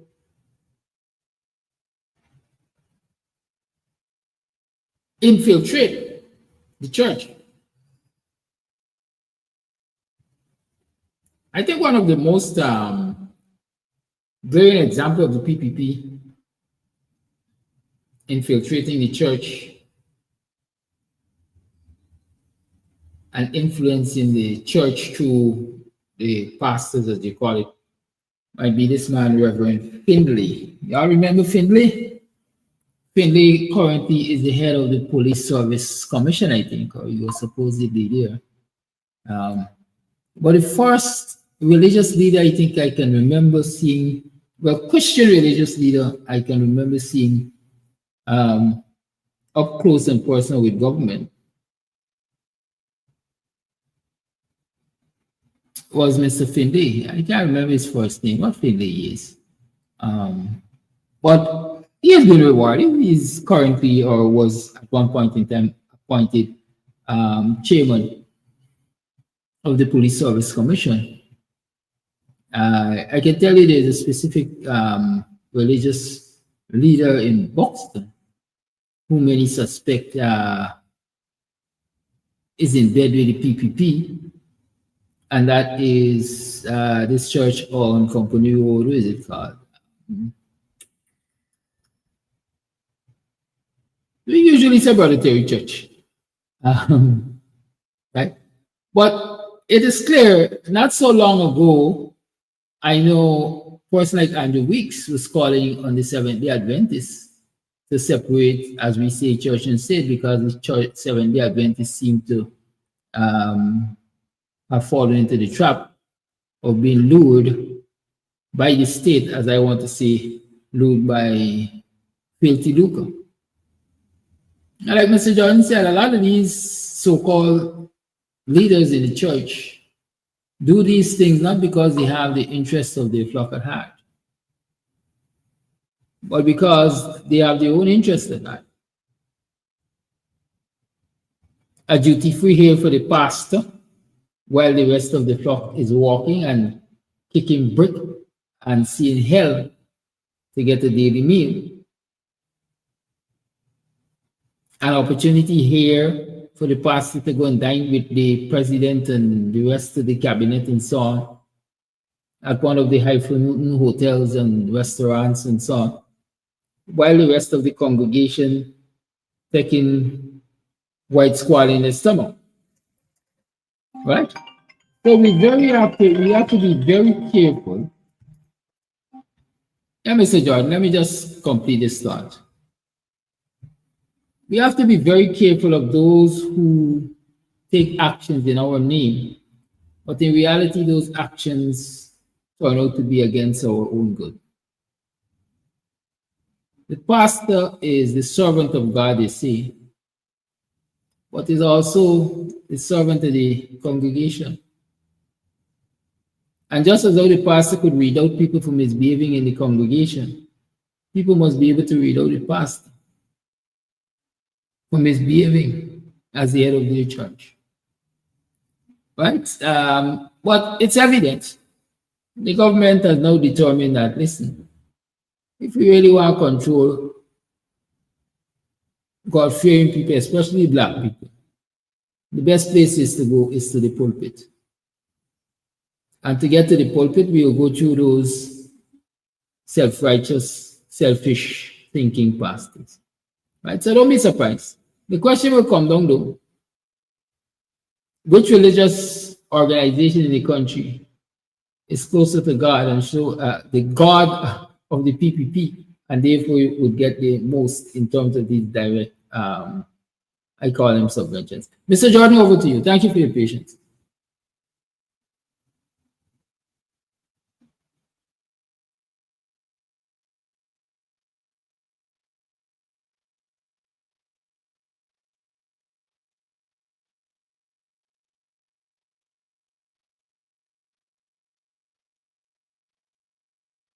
Yeah, Mr. Jordan, go ahead.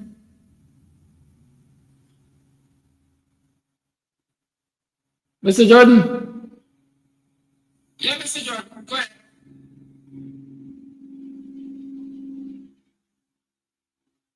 Mr. Jordan. Yeah, Mr. Jordan, go ahead. Mr. Jordan, can you hear us? Yes, you go ahead. You speak. Yes. Yes, you go ahead. You speak.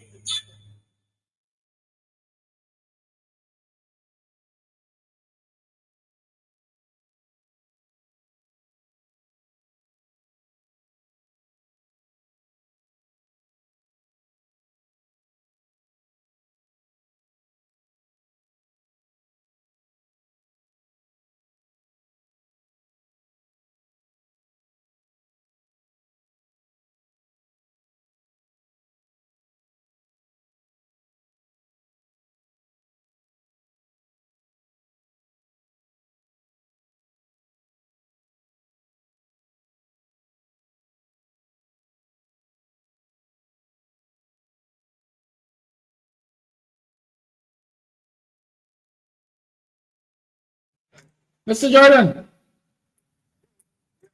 hold for me. I'm not getting your audio to go out. Give me a minute. Let me make a few adjustments. Hold for me. I'm not getting your audio to go out. Give me a minute. Let me make a few adjustments. Hold for me. I'm not getting your audio to go out. Give me a minute. Let me make a few adjustments. Hold for me. I'm not getting your audio to go out. Give me a minute. Let me make a few adjustments. All right, I'll call you and do it the traditional way. Give me a minute.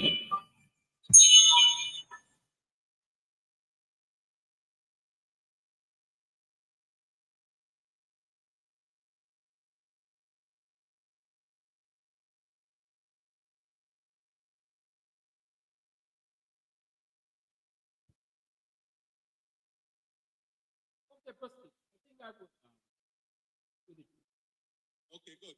Yes. So wrap up this aspect, while the Constitution does not require government to be hostile to religion,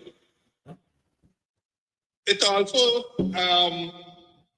does not mean that the government should refuse to acknowledge the importance and the important work that religious institutions do in areas such like moral education, upright living, and so on. Yeah, they acknowledge that there's a role for religious institutions. Education, we talk about that in schools, and then of course you have the decline of morality, provision of certain basic needs which the state is not providing. So all of that is acknowledged.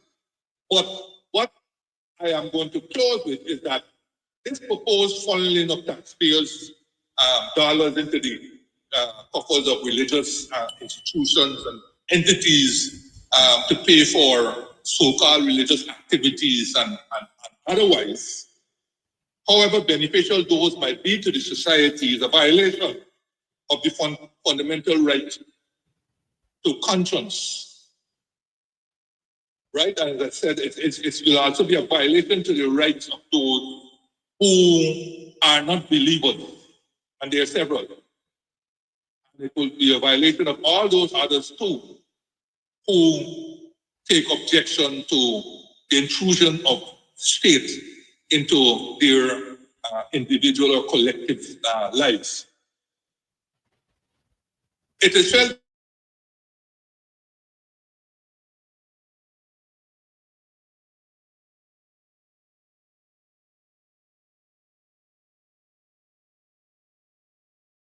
the factors who leave estates to them and so on and so forth. Nothing to do with the state. For depending on taxpayers' money invites government's intervention, as you well know, and regulation, by the way. So, for the health of both religious institutions and the state, the government must refrain from propping up religion with taxpayers' money. And that's what it is, propping up religion. And you be the judge. This government here is not going to be doling out money because it elects Church A or Church B. It will be doing so with its sinister objectives in mind. And I was reading some of the comments while we were offline, and I think some people are well aware now, because they weren't aware that this was a proposal of the government. They are well aware now, and I hope they can take up the banner and run with it and say no to the state intervention via direct transfers of resources of the state to churches. Yet another capture of a non-government organization in a real way. Right? They have captured everything already. Private sector, civic society, non-governmental organization, trade unions. Now they're going after the church in a big way. And we, the adherents and the parishioners and so on, should say no to such money thanks, but no thanks. We value our independence over state capture through transfer of resources. The next point I want to raise today would be one in the arena, the public arena, and thanks to my honorable friend Annette Ferguson for raising it by a letter. I've noticed the CEO has responded, and I hope she will respond after she hears what I have to say. So during a delayed Labour Day brunch at State House on Sunday, May the 18th, Ali announced that he had instructed his Minister of Finance, quote, to write to the New Building Society to increase their loan limit to $30 million with the guarantee that their interest rate on loans for loans 30 million and below for housing will be 5% maximum. 5% maximum. It is to be noted that the existing limit is 20 million and the interest rate is 5.7%. I think the first comment I would like to make before I do something is that this is yet another measure that is being announced soon after the budget has been presented. Now imagine you got 1 year, and in fact it's supposedly 3 years ahead with forward budgeting to form up the budget for 2025. The budget 2025 didn't percolate in 2024. It should have percolated since 2023. Because when those who check the estimate, they will see. You have the existing year plus 3 outer years. So you have indicative budgets for 3 years plus the current year. So budget 2025 would have been refined every year until you reach the 2025. So that in case of just turn out the circle in 2024 and you get 2025 budget, it would have been percolated 3 years before. And yet, in the case of budget 2025, you have what appear to be lapses or studied exclusions to be announced by various other people other than the minister in the office of the president with responsibility for finance and the public service, aka Ashley Singh. Because as you remember, no sooner had he presented his 2025 budget, and no sooner had they listened to our program, than there was, by way of a Ministry of Finance release, reducing the marginal rate of personal income tax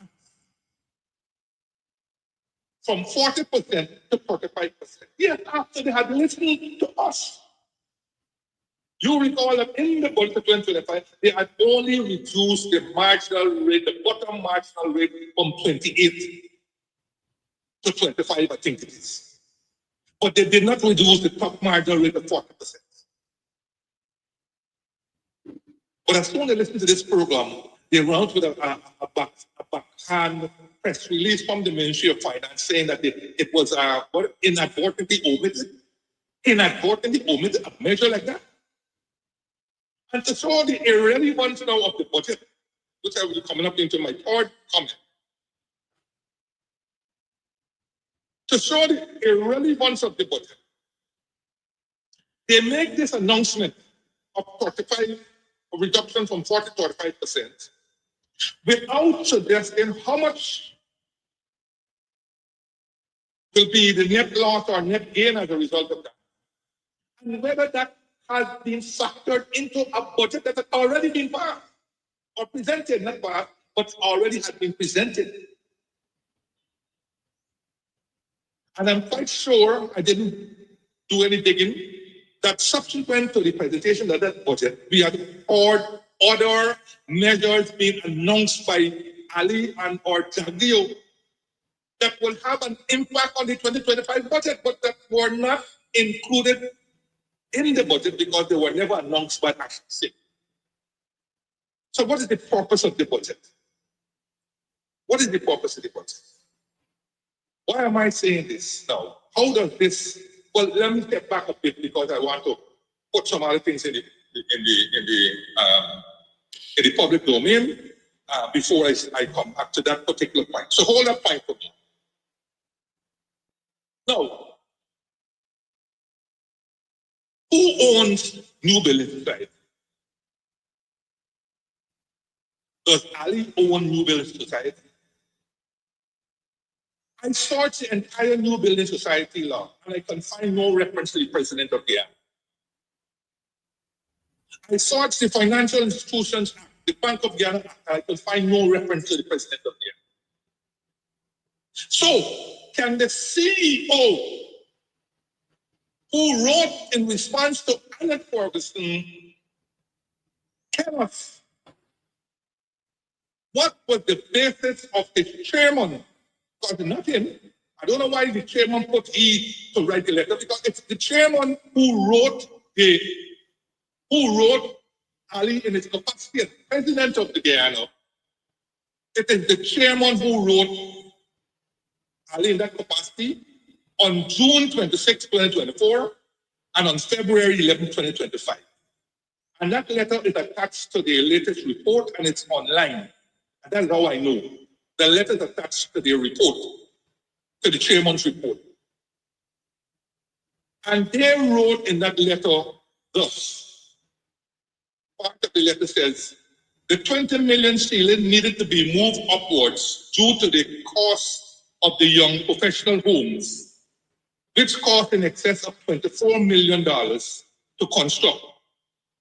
And in his letter, he asked the president to approve the upward revision of this limit to $35 million.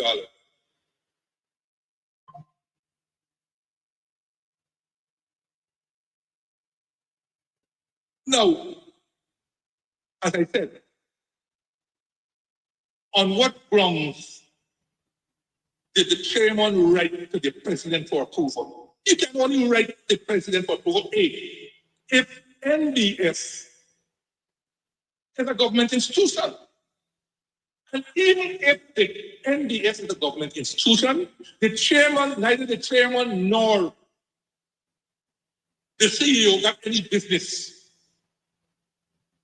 writing the president for approval. After all, the NBS is a body corporate. It's governed by the Bank of Guyana. It's governed by the Financial Institutions Act. And whatever it does has to follow strictly to the Bank of Guyana Act.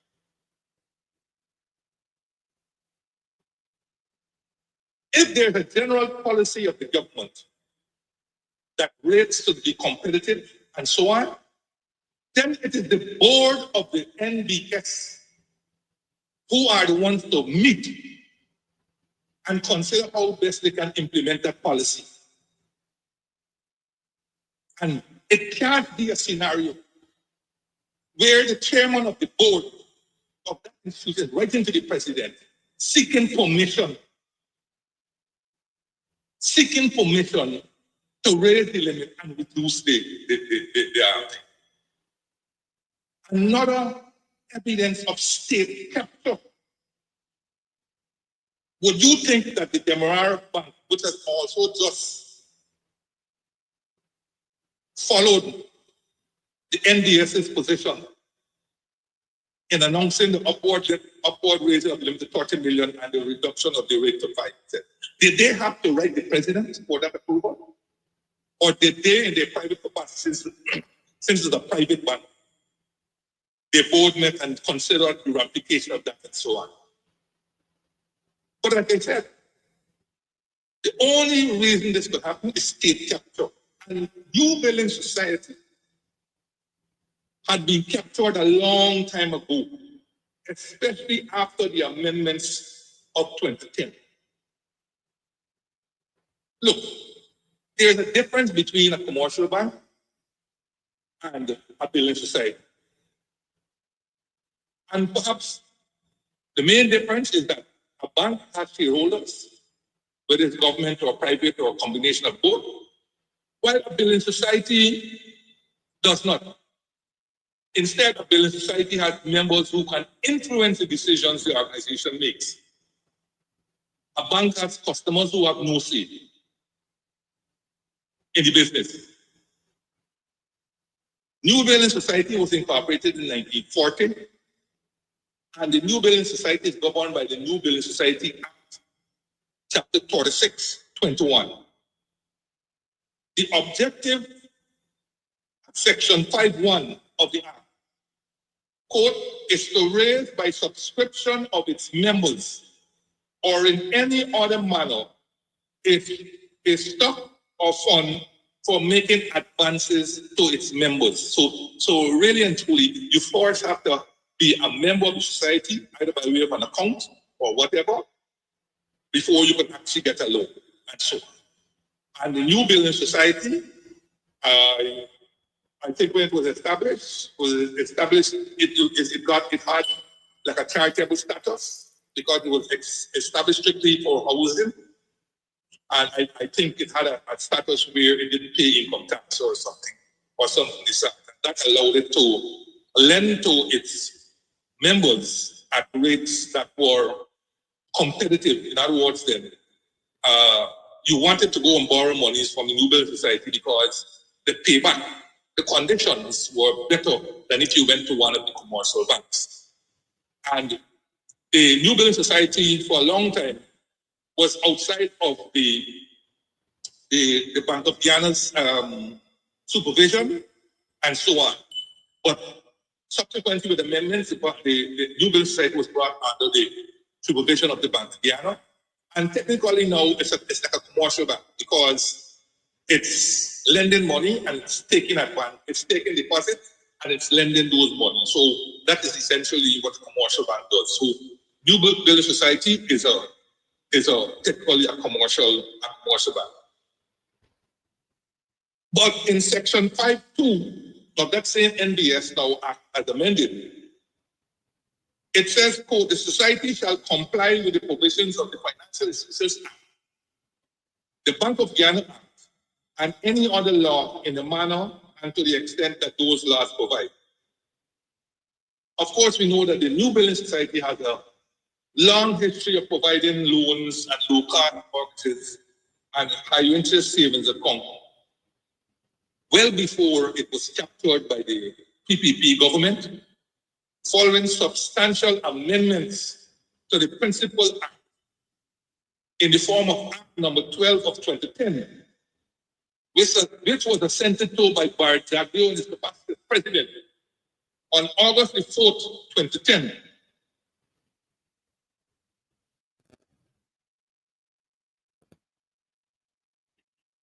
So we're back to the point that we were making. What is the basis on which the chairman has to write the president for approval? And like I said, the only reason that could happen is that this institution has been captured by the government. And indeed, most of the members of that board have some affiliation with the PPP. Most of the members of the board. And prior to its capture, the chairman of that organization could comfortably have said, even if he or she had a leaning to the PPP, didn't exhibit it. But because of the changes that were made to the NBS, its capture over the last decades have been one in which the PPP has been able to manipulate the board.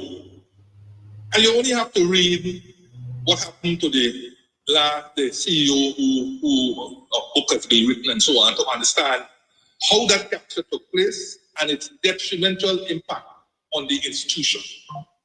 The current chairman of the board is Dr. N.K. Nandokek Gopal, who, as you well know, was a trade union leader. He was also a minister at one time, I think the Minister of the Public Service. And he has been recently named as the chairman of the Public Utilities Commission. And I don't think he makes any regrets or thing to suggest that he is a person who sympathizes with the present government. So I don't know if he felt obligated to do this writing, but as I said, I don't see under any law where he's obligated to do that. But then I recognize something.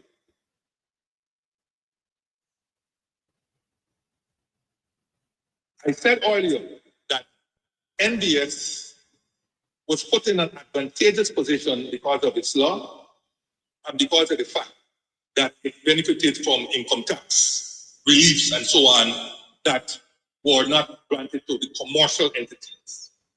Subsequent to that, and in an attempt to advance its housing program, laudable as it is, by the way, laudable as it is, and by the way, let me put right here and now that I am not against anything, any benefit that will go to our suffering masses, any benefit, I'm not against it. What I'm worried about is the principle. What I'm worried about is the practices, right? And what I'm worried about is the capture, is the manner in which these things are done. You know, people may say, well, what are you thinking about? Is you're going to benefit you? Well, first of all, about the benefit, we'll come to that quickly because there are other things I want to quickly see. When you hear a commercial bank is also following in the footsteps of the new building society in reducing, in upping their limit for housing loans. Right? And by the way, it's individual housing loans. It's not any company that come in and said the building house and so on, they're not going to get access. Individual housing loans. And reducing the rate. It's not a loss to the commercial bank. It's not something that it's not due to the benevolence of the commercial bank. When that day arrives, we all will be smiling because we know that everything that a commercial bank could charge you for, they charge you. They charge you for even watching the tellers too hard, they charge you for that. If you want a statement that they're supposed to give you, they charge you for it. Years ago, you used to get a book. But now you have to rely on statement. If you go in here, you want a statement, you got to pay for it. ATM, the fees go up, and you don't even know. You got every transaction, you got to pay a fee. And you got fees all kinds of money. So when you hear, banks, commercial banks come and say, well, we got match. NBS is not out of altruism and benevolence. It's the fact that the government has worked out with these commercial institutions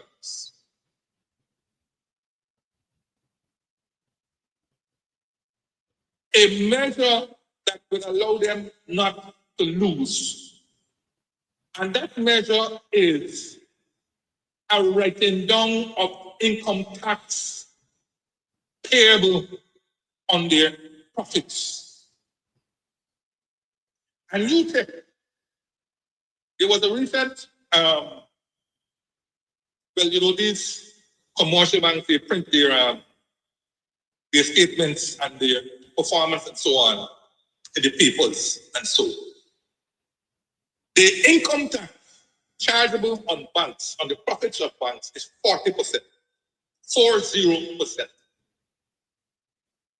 Now, a bank is making, say, $2 billion profit. $2 billion profit. They're supposed to pay $800 million. But they end up paying only, say, 500 million. Why? Because the government has to pay them for the difference that they would have charged on loans for housing at 40 million, which might have been 9 or 11%, and what they are charging 5% to match NDS, to get the same facility that is given to NDS. That difference has to be covered by the government, and perhaps it's covered through the income tax. So when you see in the public now that instead of paying $800 million, which is 40% of $2 billion, they pay $500 million. So their effective tax rate is done. It is done.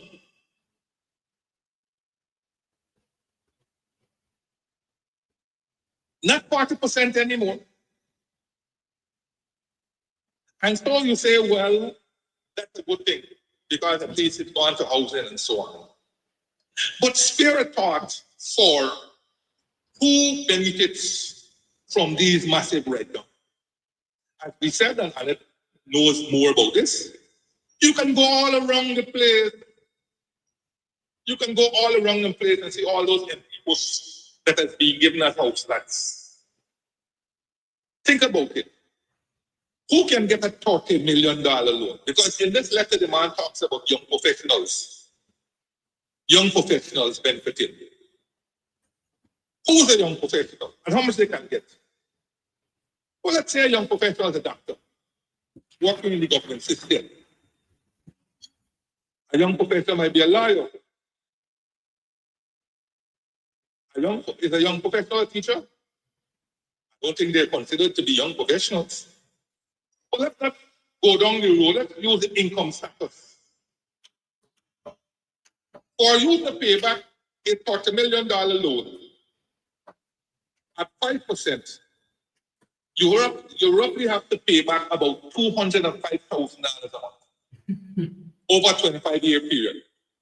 Because I'm making this rough guess because in his letter, in Gopal's letter to Ali dated 11th of February 2025, said this, quote, with reduction in mortgage interest rates, the monthly repayment on a loan for $35 million will be $219,130 for a term of 25 years at an interest of 5.7% per annum. Okay?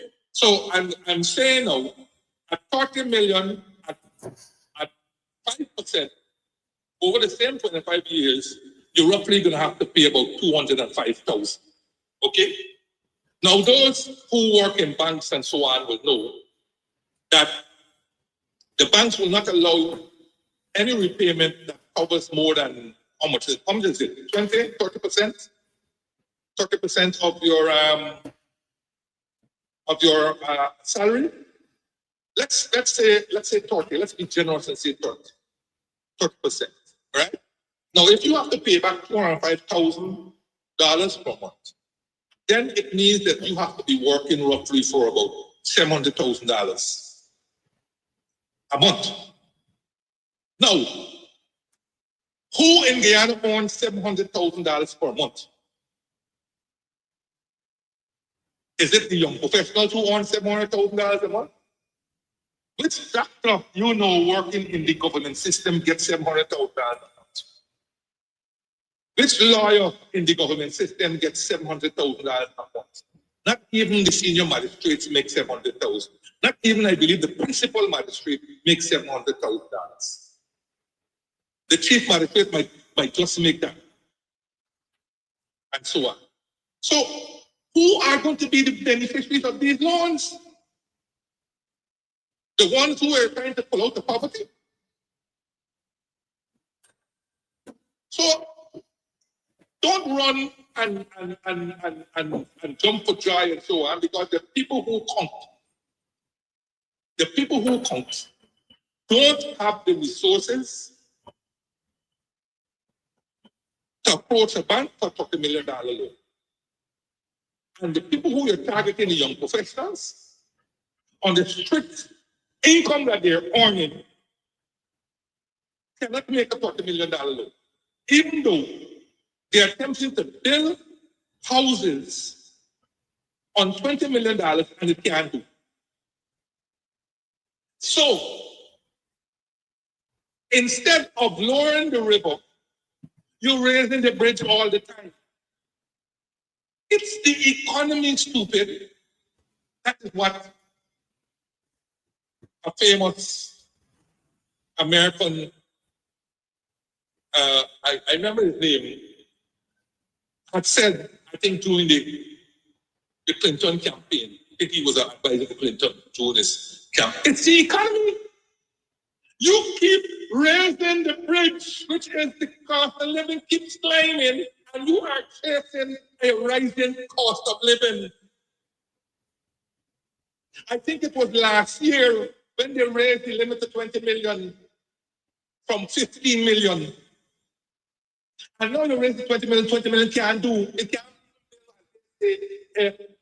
a middle class young professional home. So now you're raising the bridge forward to 40 million, and you're going to find that can't do why? Because it's pumping inflation, it's pumping up the inflation, it's pumping up the cost of living. You're not managing the economy in a manner to stabilize prices. You're not doing that.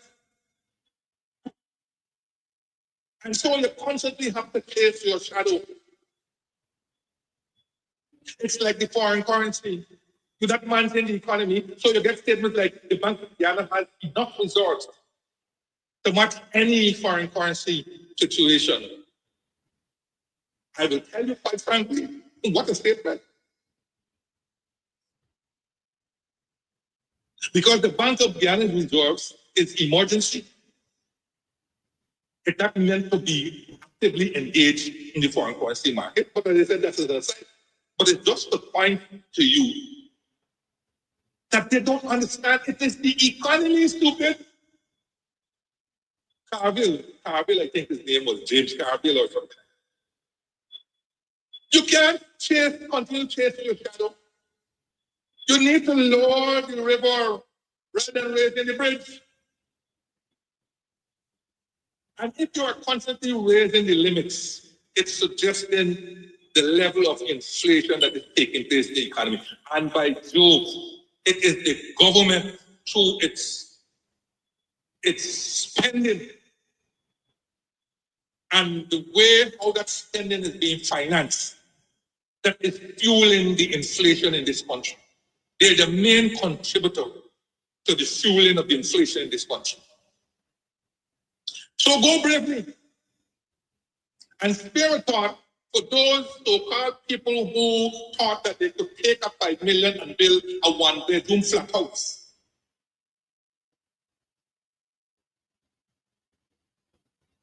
And spare a thought for all those who have to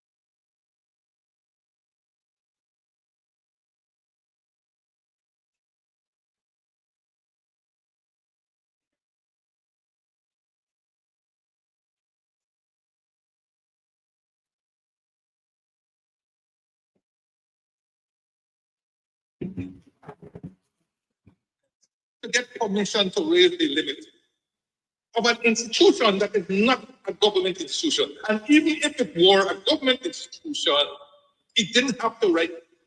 That policy would have been made by the cabinet, and that policy would have been directed to the board.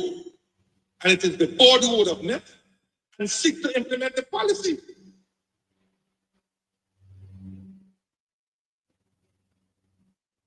If you have to get approval for the president for these matters, you don't need a board.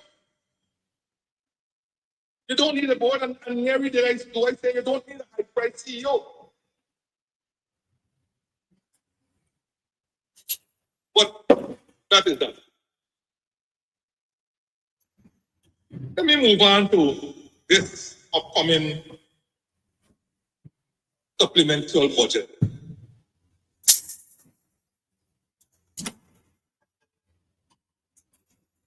Of course, we know the budget was passed, I think, somewhere around February the 3rd or something like that. So just about 3 months after that budget was passed, a budget of $1.3 trillion, the biggest budget in the history of this country, and blah, blah, blah. The government has now returned for supplementary financing of $57.5 billion. Can you imagine this? Can you imagine this? You know, like I said earlier in this program, budgets under this PPP government have become meaningless statements. They're perfunctory. They are done because the Constitution says so. They're done because the applicable laws that the Fiscal Management Accountability Act says so. But they really have no meaning. No meaning. Certainly not by the number of contingency fund advances and supplemental budgets that have characterized the economic management of this country over the last 5 years.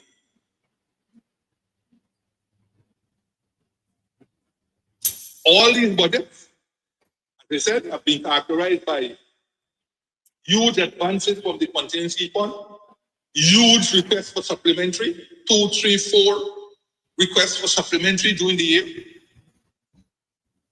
All are characterized, all their budgets have been characterized by large deficit spending, notwithstanding the increased tax collection every year and the increased withdrawal from the Natural Resource Fund, which now has become a slush fund for budgetary support instead of project-specific financing. So this supplementary continues a trend over the last 5 years, and that might be before that,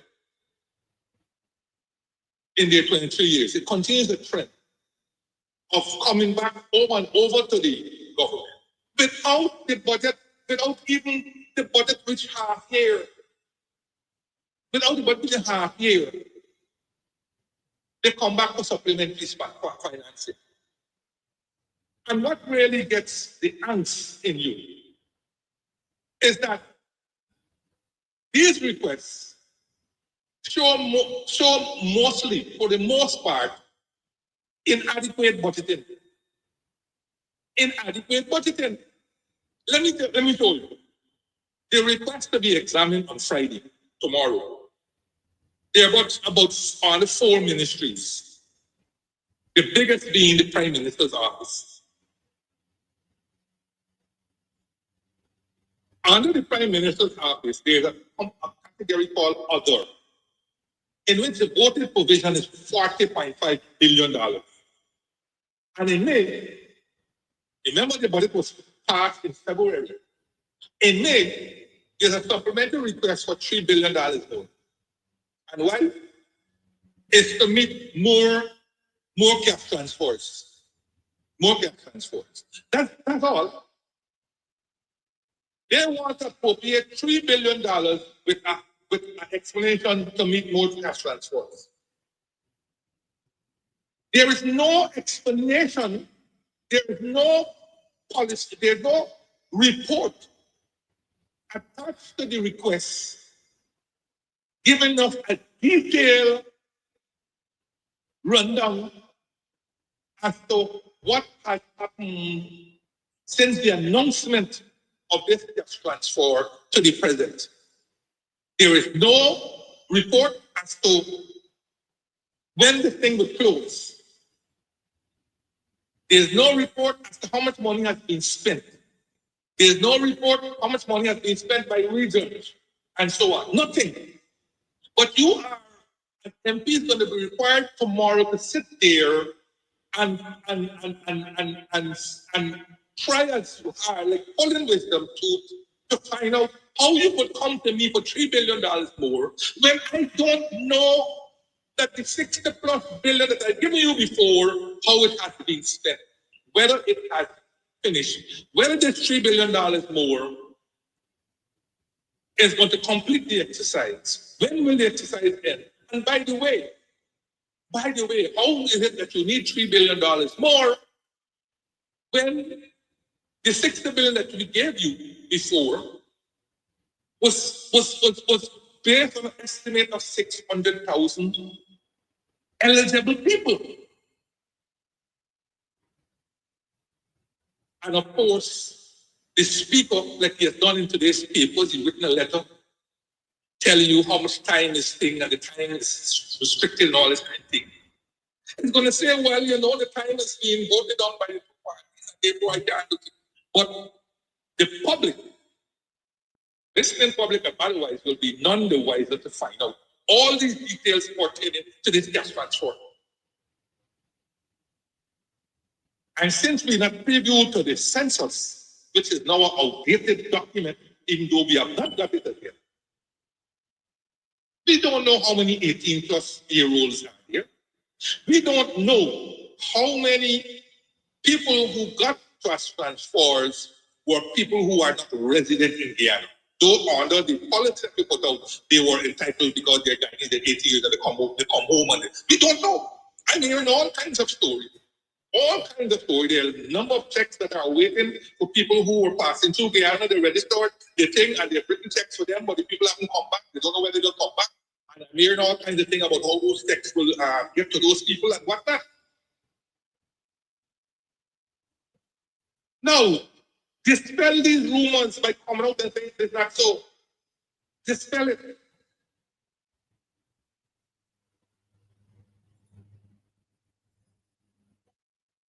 But you have no report. But you know why you don't have any report? It's not that the law didn't specify such a report. The law specifies such a report. According to Section 24(4) of the Fiscal Management and Accountability Act 2003, quote, the minister, when introducing a supplementary appropriation bill as the one that has just been introduced, shall present to the National Assembly the reasons for the proposed variations and provide a supplementary document describing the impact that the variations, if approved, will have on the financial plan outlined in the annual budget. There has been no such document that has accompanied this request for supplementary. No such document. And the other item on the Prime Minister's office, the other two items,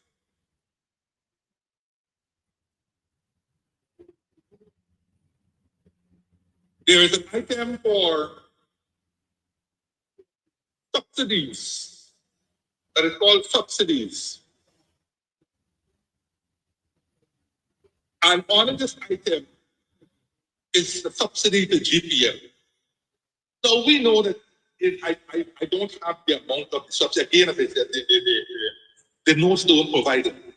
But what we are saying to you now, can you imagine, 3 months after the budget, the government is coming for an additional subsidy to GPL of $7.8 billion. $7.8 billion.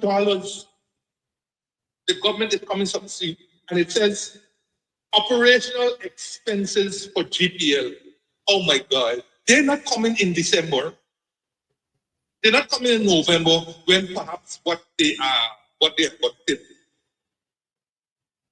was exhausted. They are coming in May. That's $7.8 billion for operational expenditure at the time when fuel costs have declined. So what it is about the operational expenditure of GPL that was not understood at the time of the budget, that now has to be budgeted for 3 months after the budget is passed. You see where we're getting with this story? And here's another blinkered one. Gas to power. You know that famous gas to power whose costs keep escalating? Now, get this. In the 2025 budget, $51.148 billion was budgeted for this project gas to power. You know what? The government is now coming for a supplemental budget of $28.785 billion more in May. In May, that's 56% of what was budgeted in 2025. They're not coming again for this money in November due to rapid progress or whatever. They're coming in May for 56% more of what was budgeted in. So that will carry the total gas ashore of roughly $80 billion for this year. You're telling me this is not something that had been known at the budget time? What it is that will take place or was going to take place in May that you didn't know that was going to take place at the time of the budget? You see how meaningless the budget has become? That is how meaningless the budget has become. And all the other 4 things that they're asking for, Ministry of Public Works, $18 billion was budgeted for roads.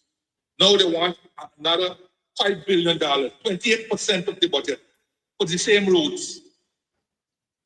Same roads. Housing and water, $101.8 billion budgeted. Now they want another $12 billion, 12% of the budget more. And military and human services, $379.6 million budgeted. Now they want another $217.5 million, 57% more than what was budgeted. I cannot help you because all of the details of this thing, all under the subject called details, they have is expanded work program. In May, expanded work program. What on earth that means? What on earth that means? But they have been able to get away with this year in, year out, supplemental after supplemental. So nobody cares, nobody worries with budget. We put figures there. Whether they cut or don't cut them, we can come back in the next 2 months and we can ask for more amounts. We can ask for more amounts. Right? Now, so here is the big problem now. Where is the money coming from? You see, at the budget time, you didn't have a balanced budget. You didn't have a surplus budget. You had a deficit budget. That you reminded at the Bushhouse conference just the other day that the budget is a deficit budget.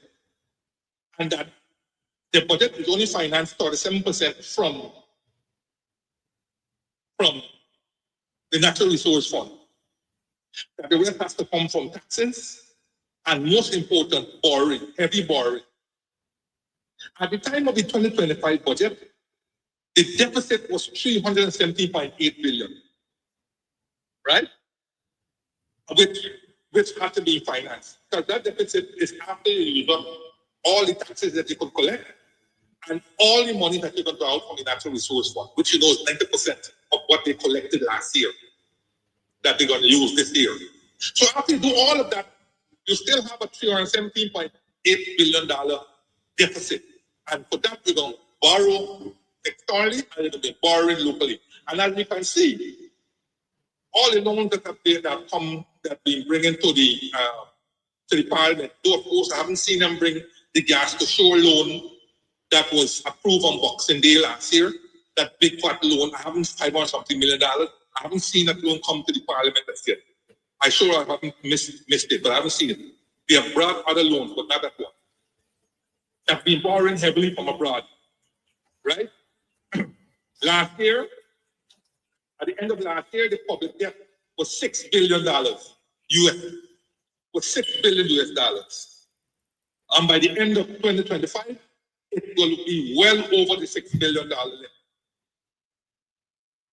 Well over US $6 billion limit. The internal borrowing, they made a meal about saying how they left overdraft, that the coalition government was financing left to overdraft from the Bank of Guyana. And that they had to come and clear the overdraft. Let me tell you, over 5 years of the coalition government, we did indeed have overdraft financing, but it was $79 billion that accumulated over 5 years. And you bear in mind that we have to keep an economy afloat, that we didn't have access to oil money, even though we put in all the different measures that they come and inherited, and we didn't have access to that money. How little it was at the time. But $79 billion was the overdraft that they inherited from the coalition. And they made a big noise. Huge noise they made. Of course, we could show you how the $79 billion was accumulated. When we had to fetch the guys 2 quarters of this world and pay for rights that rotted on the wharves that was should have gone to Venezuela, and so on, and all those lawsuits that they left for us that I told you about 2 weeks ago. But they made a big noise. And they waited until June of 2021 to issue $200 billion worth of debentures to clear the overdraft that was existing at that time. Given the impression that they need $200 billion, no. They make $79 billion.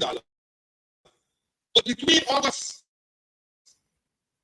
2020, August 2nd of 2020, and when they cleared that overdraft by the issuance of debentures in June of 2021, they had added an additional $121 million to the overdraft. An additional to what we accumulated in 5 years, $79 billion. They over-accumulated in a couple months. Because the difference between 200 and 79 is $121 billion. $121 billion they added to the overdraft on the consolidated fund. And they issued the benches for 200 billion. But they haven't told you what has happened subsequently. They haven't said whether the overdraft that was accumulated every year according to the Fiscal Management Accountability Act that's supposed to be cleared every year. Because if you raise costs for that cleared, but do they have clean hands? Do they have clean hands? Tell us what about the overdraft at the end of 2022, end of 2023, end of 2020. But why are you waiting to tell us? Let me read a quote from an agricultural and former Architect General in his Accountability Watch column Monday this week in Stabber News. Quote, after liquidating the overdraft in 2021, debentures of $200 billion,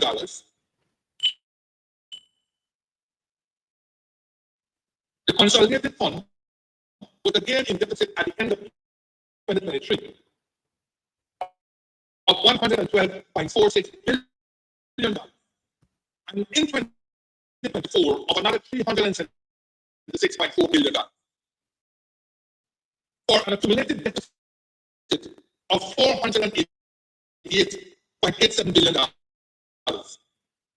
So when you add $376.4 billion to 2024 and 112.46, you get $488.87 billion for the accumulated overdraft on the console fund at the end of 2024. With the projected $317.8 billion in 2025 that going to deficit, the deficit in the consolidated fund will balloon to $806.7 billion. $806.7 billion. Now, if they're listening, they could come and correct all of this because there's a blackout on information. There's a blackout in information on the census. There's a blackout in information on the overdraft.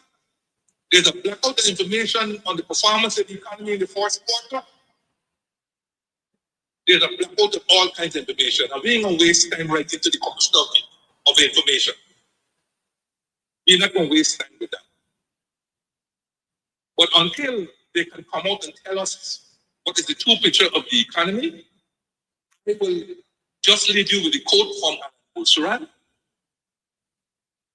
where notwithstanding all the money that we have, we seem to be running into trouble all over again with this massive deficit. And I said to you, deficits lead to debt. Okay? Every deficit you acquire, you've expanded the debt. And debts have to be repaid. We repay debts through taxes, principally. So don't jump for joy when they come out and tell you, tax-free budget and all these kinds of stories. And don't jump for joy when they're using your money from natural resource fund, not for project specific, not for project specific activities, but for monetary support. It's this generation plus future generations that can pay a heavy price for the accumulation of the debts that are going on, deficits that are going on today, the debts that are being accumulated. And what are these monies being used for? You ask, what are these monies being used for? You look around at the shoddy roads and all these different other infrastructure that they're putting on, that they're going to have heavy maintenance. Heavy maintenance. And they're destroying to build. They're destroying to build. And in the process of building, they're destroying. So that is the supplementary. I'm hoping that tomorrow debate that the MPs, notwithstanding their inability to persuade in the National Assembly, are going to say enough of this, although it's coming close to the Parliament anyway. But how can you ask me to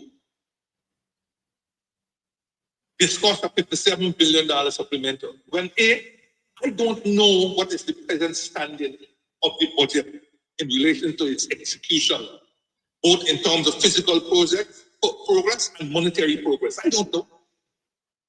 And I understand when you ask such questions, you're shut down by the speaker. Allegedly. But to put in context, I have to know how the spending has been taking place. Not only in the subject line that you're talking about, overall, because the FMAA says that you have to provide an explanation as to how this variation, this supplementary, will affect the output of the budget. And when you see things going haywire, like to cost 15,000 tons compared to 35,000 budgeted for the forest scrap, is not going to affect the budget. It's not going to affect how much money you have to transfer to guys who go again, more, and so on. We got to know. Anyhow, lastly, yes, because of the blackout thing, I'll give me another 10 more minutes. And I want to quickly, last week I think it was in his supposed expose on foreign currency and foreign currency shortage, that Jabdo was again blaming the Trinidadians for something to do with invoicing. I don't want to say much because I didn't listen to his, and I don't know his exact words and so on, but I know the Trinidadians were blamed again for contributing to this foreign exchange issue in there. And as I said, it's not for the first time Trinidad is being blamed for any number of things. I would just leave you with a quick thing. Unless Trinidad has come together from the vault where we are storing our foreign currency and really do that vault, what exactly it is that you are blaming Trinidad for? What exactly? What it is that you're blaming Trinidad for? If Trinidad has found a loophole in how to acquire foreign exchange in Guyana, what you blaming them for? To being innovative? To being inventive? What law are they breaking? That is what we want to hear. What law are they breaking? But no, you causing Trinidad to hide a fundamental problem in the economy. And while I will deal with that matter, as I said, as time progresses later on, well, I don't know whether next week or other. I think old people say ingratitude is worse than witchcraft. In that sense, something like that.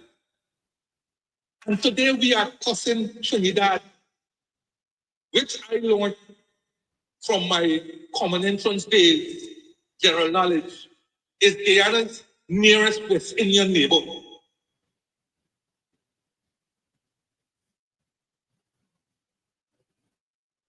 And a country that has been good to Guyana. Guyana and Trinidad established formal diplomatic relations as far back as May 26, 1966. Is that date familiar? Yes.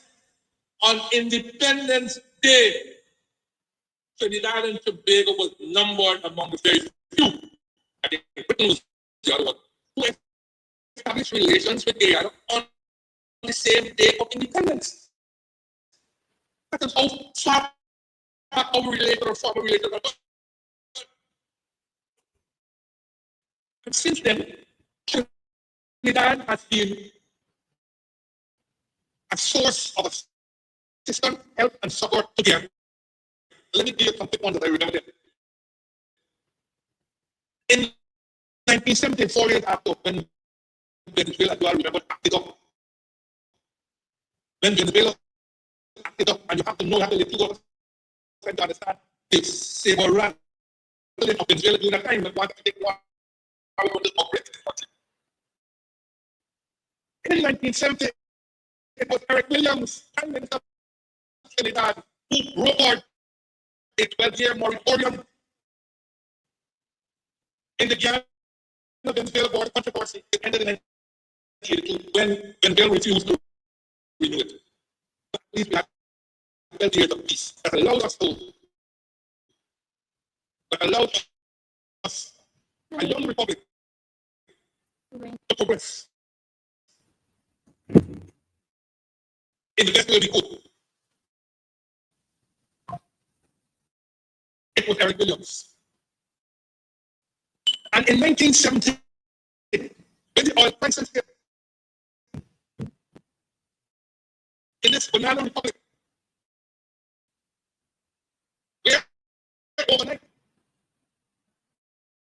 we found ourselves in trouble, economic trouble. It was Trinidad who came to the rescue of Guyana and gave Guyana, sold Guyana petroleum on credit. It was Trinidad who came to our rescue and sold Guyana petroleum on credit throughout the 1970s. Not only that, under the government of Eric Williams, they bought Guyana the rest and super inflated the price cheaper out of business. But they bought Guyana's rights at super inflated prices, just narrowing the credit that would have gone into debt.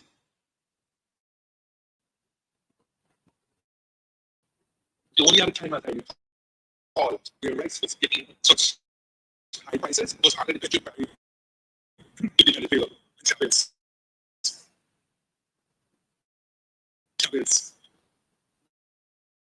Bought our rights at super inflated prices.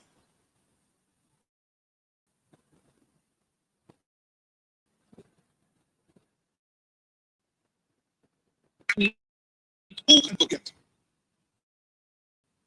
when things went awry? Things were desperate in there. How we flocked to Trinidad and Tobago. There, you went there to buy everything. Went into their supermarkets, raided their supermarket, bought everything. The people with their bags, you have to sleep overnight. Then you can go back.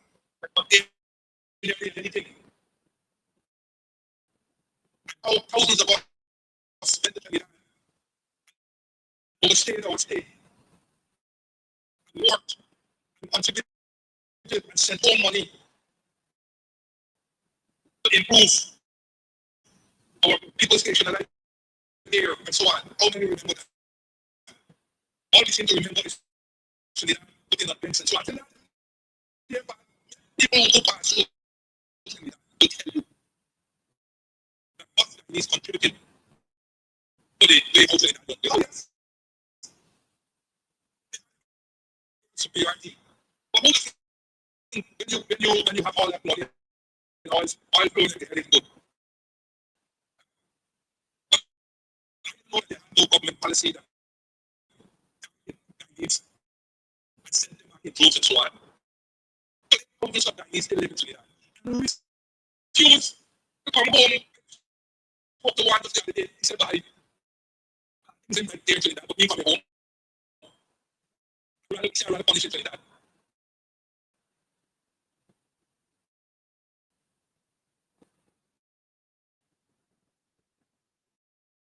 So there's a big connection. And of course, during the concept that people forward in the 1980s, it was Trinidad that came to the rescue here. Trinidad provided a loan of $98 million US. In 1981. In 1981, you want to tell you how things, bad things work? Nobody, nobody, look at it. No multilateral, no bilateral. They will accept the IDB. But by 1983, the IMF had declared they are eligible to draw upon its resources. Why? Because they are into arrears. In 1985, the World Bank declared they are eligible to draw upon its resources. Why? Because they are into arrears. The little one that more getting, we try to pay IDB to keep the flows on it. But the United States, in all those places, were not giving Guyana any. Trinidad who came to Guyana, they have a loan of $98 million.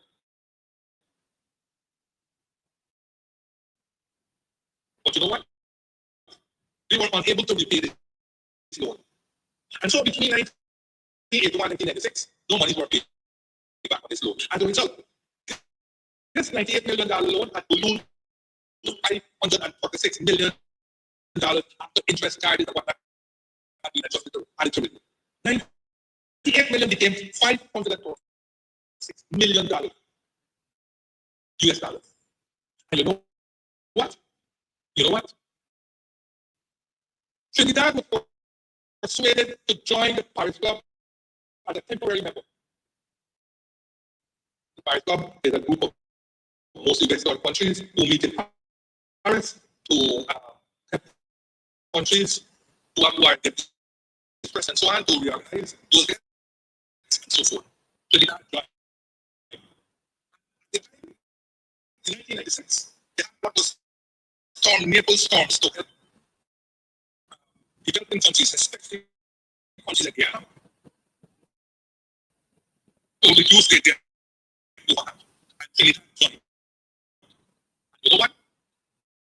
Trinidad agreed to write off 6 to 7% of that $546 million in 1996.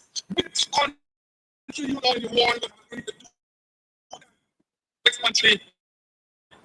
But Trinidad did it. Trinidad did it. And each order to Trinidad did it. In 1996.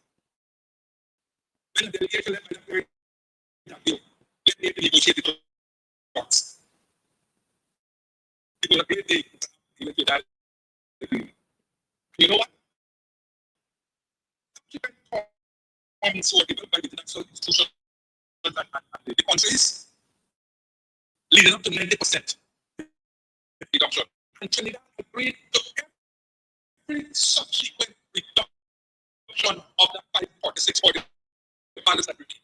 The subsequent step that Trinidad agreed to write off 90% of the 546 million. Oh.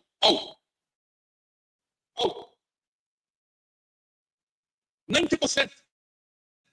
So we only have to pay back under 100 million. 90%, 90%, 954, 480. I would say we have to pay back about 60 million. Right? Of course, it was 60 million at market rates and so on. Happily, we were able to pay the last amount in 2018, so we were free of any debts outstanding to Trinidad. Right? And of course, there are other matters I could tell you about the CMC, the CARICOM multilateral clearance facility that had a limit of 100 million. And it is Guyana who broke the limit. Right? It is Guyana who broke the limit. Like again, Trinidad and Barbados and so on, who were owed out monies, but that's for another day.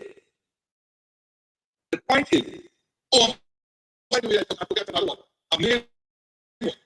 Trinidad also established in July 2006 what is called the CARICOM Petroleum Stabilization Fund.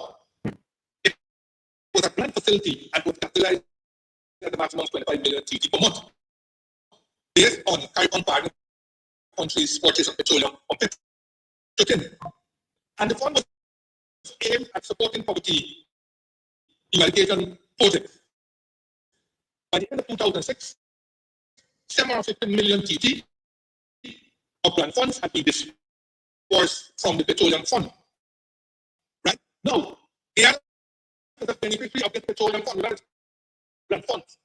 The other got 2 tranches out of that. Come to the first tranche, the first tranche that was about 7.5 million US, something there. But I remember the second tranche was 10 million US dollars grant. And if my memory serves me well, that $10 million was used to help repay Clico small investors. Y'all remember that picnic we had at the cultural center? Right? It was supposed to be a meeting of the small investors who are going to get back their money. 10 million Trinidad and Tobago government contributed 10 million US. Grant that was used to help funding to finance. To help repay those investors. So, you know in a better position. And you want to think that Trinidad has to grow because you are in a better position. Listen, you may have attained high income status and all. I think you have surpassed Trinidad for captive income. But you go and visit Trinidad and see whether your income status for captive income compared to theirs. The quality of their infrastructure, the quality of their buildings and so on, compared to what you're building here. And Trinidad and Jamaica are still 2 carbon countries that can be found on the happiness index. When you are going to find Guyanese on the happiness index, it's more stress than anything else in this country. And you got it immediately sitting down there and crossing Trinidad, using Trinidad and so on. Is that diplomacy? Is that neighborliness? Is that how we treat friends? Is that how we treat family? Is that how we treat people who might be going through some period of unease and economic distress? Is that something to be laughed about, scoffed about?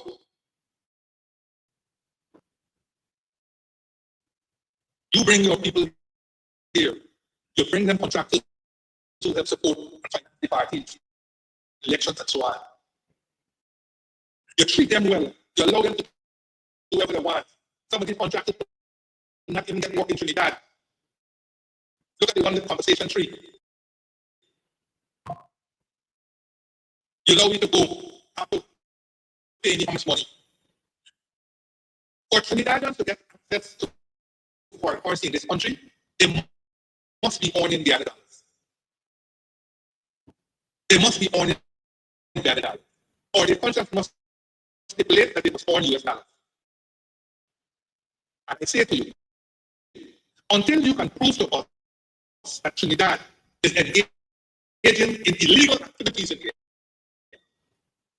don't tell us anything but Trinidad overinflating in price and all this. If they're overinflating in price, calling the police. That's what you have to do. But don't bring that as an excuse as to why you have foreign currency problems in this country. And while you're saying enough Trinidad, I can tell you a number of other people who are engaged in these things. The Chinese might be your best friends, but spirit talk also how they are invested in this country and how they are getting their money over. And there are others. So, if I'm punching for Trinidad today, it's because I was there in the 80s when we were struggling. I was there as part of the teams that put together the structural adjustment program and the ERP, the RP. I'm aware of the contribution that has been made by Trinidad and that they continue to make. We must live as good neighbors. If they're doing right, pull them up. aware about this, but don't denigrate the people because they happen to be going through a little thing. I think it was a good session that we started. I thought we had a good day with the sun and so on, but the rains look like with us. And all I could say is enjoy the rest of the Georgie, the weekend coming up, and Independence Day, and those in the States, Memorial Day on Monday. And okay, that's Let it. me play bingo on that Congress Place, man. Pardon? I said, who knows? We had some little issue here and there with the audio, so viewers are asking that you must revisit the topic in a future time. Which one? But towards the middle to the end of your broadcast, most likely we're talking about the treatment of the budget and these supplemental. Okay, yeah. That's a very a very interesting and serious thing. But you should have told me. We could have again, as I said, I know Fridays is your day. Well, I'm hearing you clearly here. It is I just saw a viewer asking that, at some time we must revisit because it's an important aspect of the discourse with GUYANESE. But Mr. John, sometimes not everybody gets the same issues with audio because the internet varies, right? It depends on which internet you're using, and so you get all this garble. I thought you were saying check the speed of the audio. That is when the what I should say, the internet is throttled. I usually we call it that. In that you had a flop, a backup of information, and then the jam is cleared, and then everything just rushed through to you. Yeah. Right. And I hope people understand that it's not always as a result of what's happening at this end. All right. Good. Thank you. Have a good one. Enjoy the weekend. Yeah, man. Yeah. All right, those of you who can, I encourage you to come out on Monday. Monday is Independence Day. Yes, the WPA is rallying. We have a rally in Buxton starting at 3 o'clock on the afternoon, evening of Independence Day, the 26th. Right? So come on down and let's rally for justice. Let's rally for justice. I saw Trinidadian took the time to respond to Jaggi on his nonsense. And one of the things the guy was saying is, don't blame Trinidad for the lack of gatekeeping, I'm calling it that, in Ghana. So Ghana doesn't have any, I would say, secondary investment tiers. They don't. The investment structure and the money management structure in Ghana is so day that there are no real protections in place. And so they can't be blaming Trinidad even for utilizing a loophole that exists. That's what I'm saying now. It is these so-called leaders in the country that must chink those creases and crevices and block all loopholes and so on. But they don't want to do that. Because the reality is they have their friends and cronies who are also benefiting from them. But that's another discussion for another day. Y'all have a good day. It's almost 9:30. Well, it's 9:30 now. We shall talk tomorrow. Tomorrow is Friday and it's Free Talk Friday. So we'll have a good day. Y'all have a good one. Blessed love.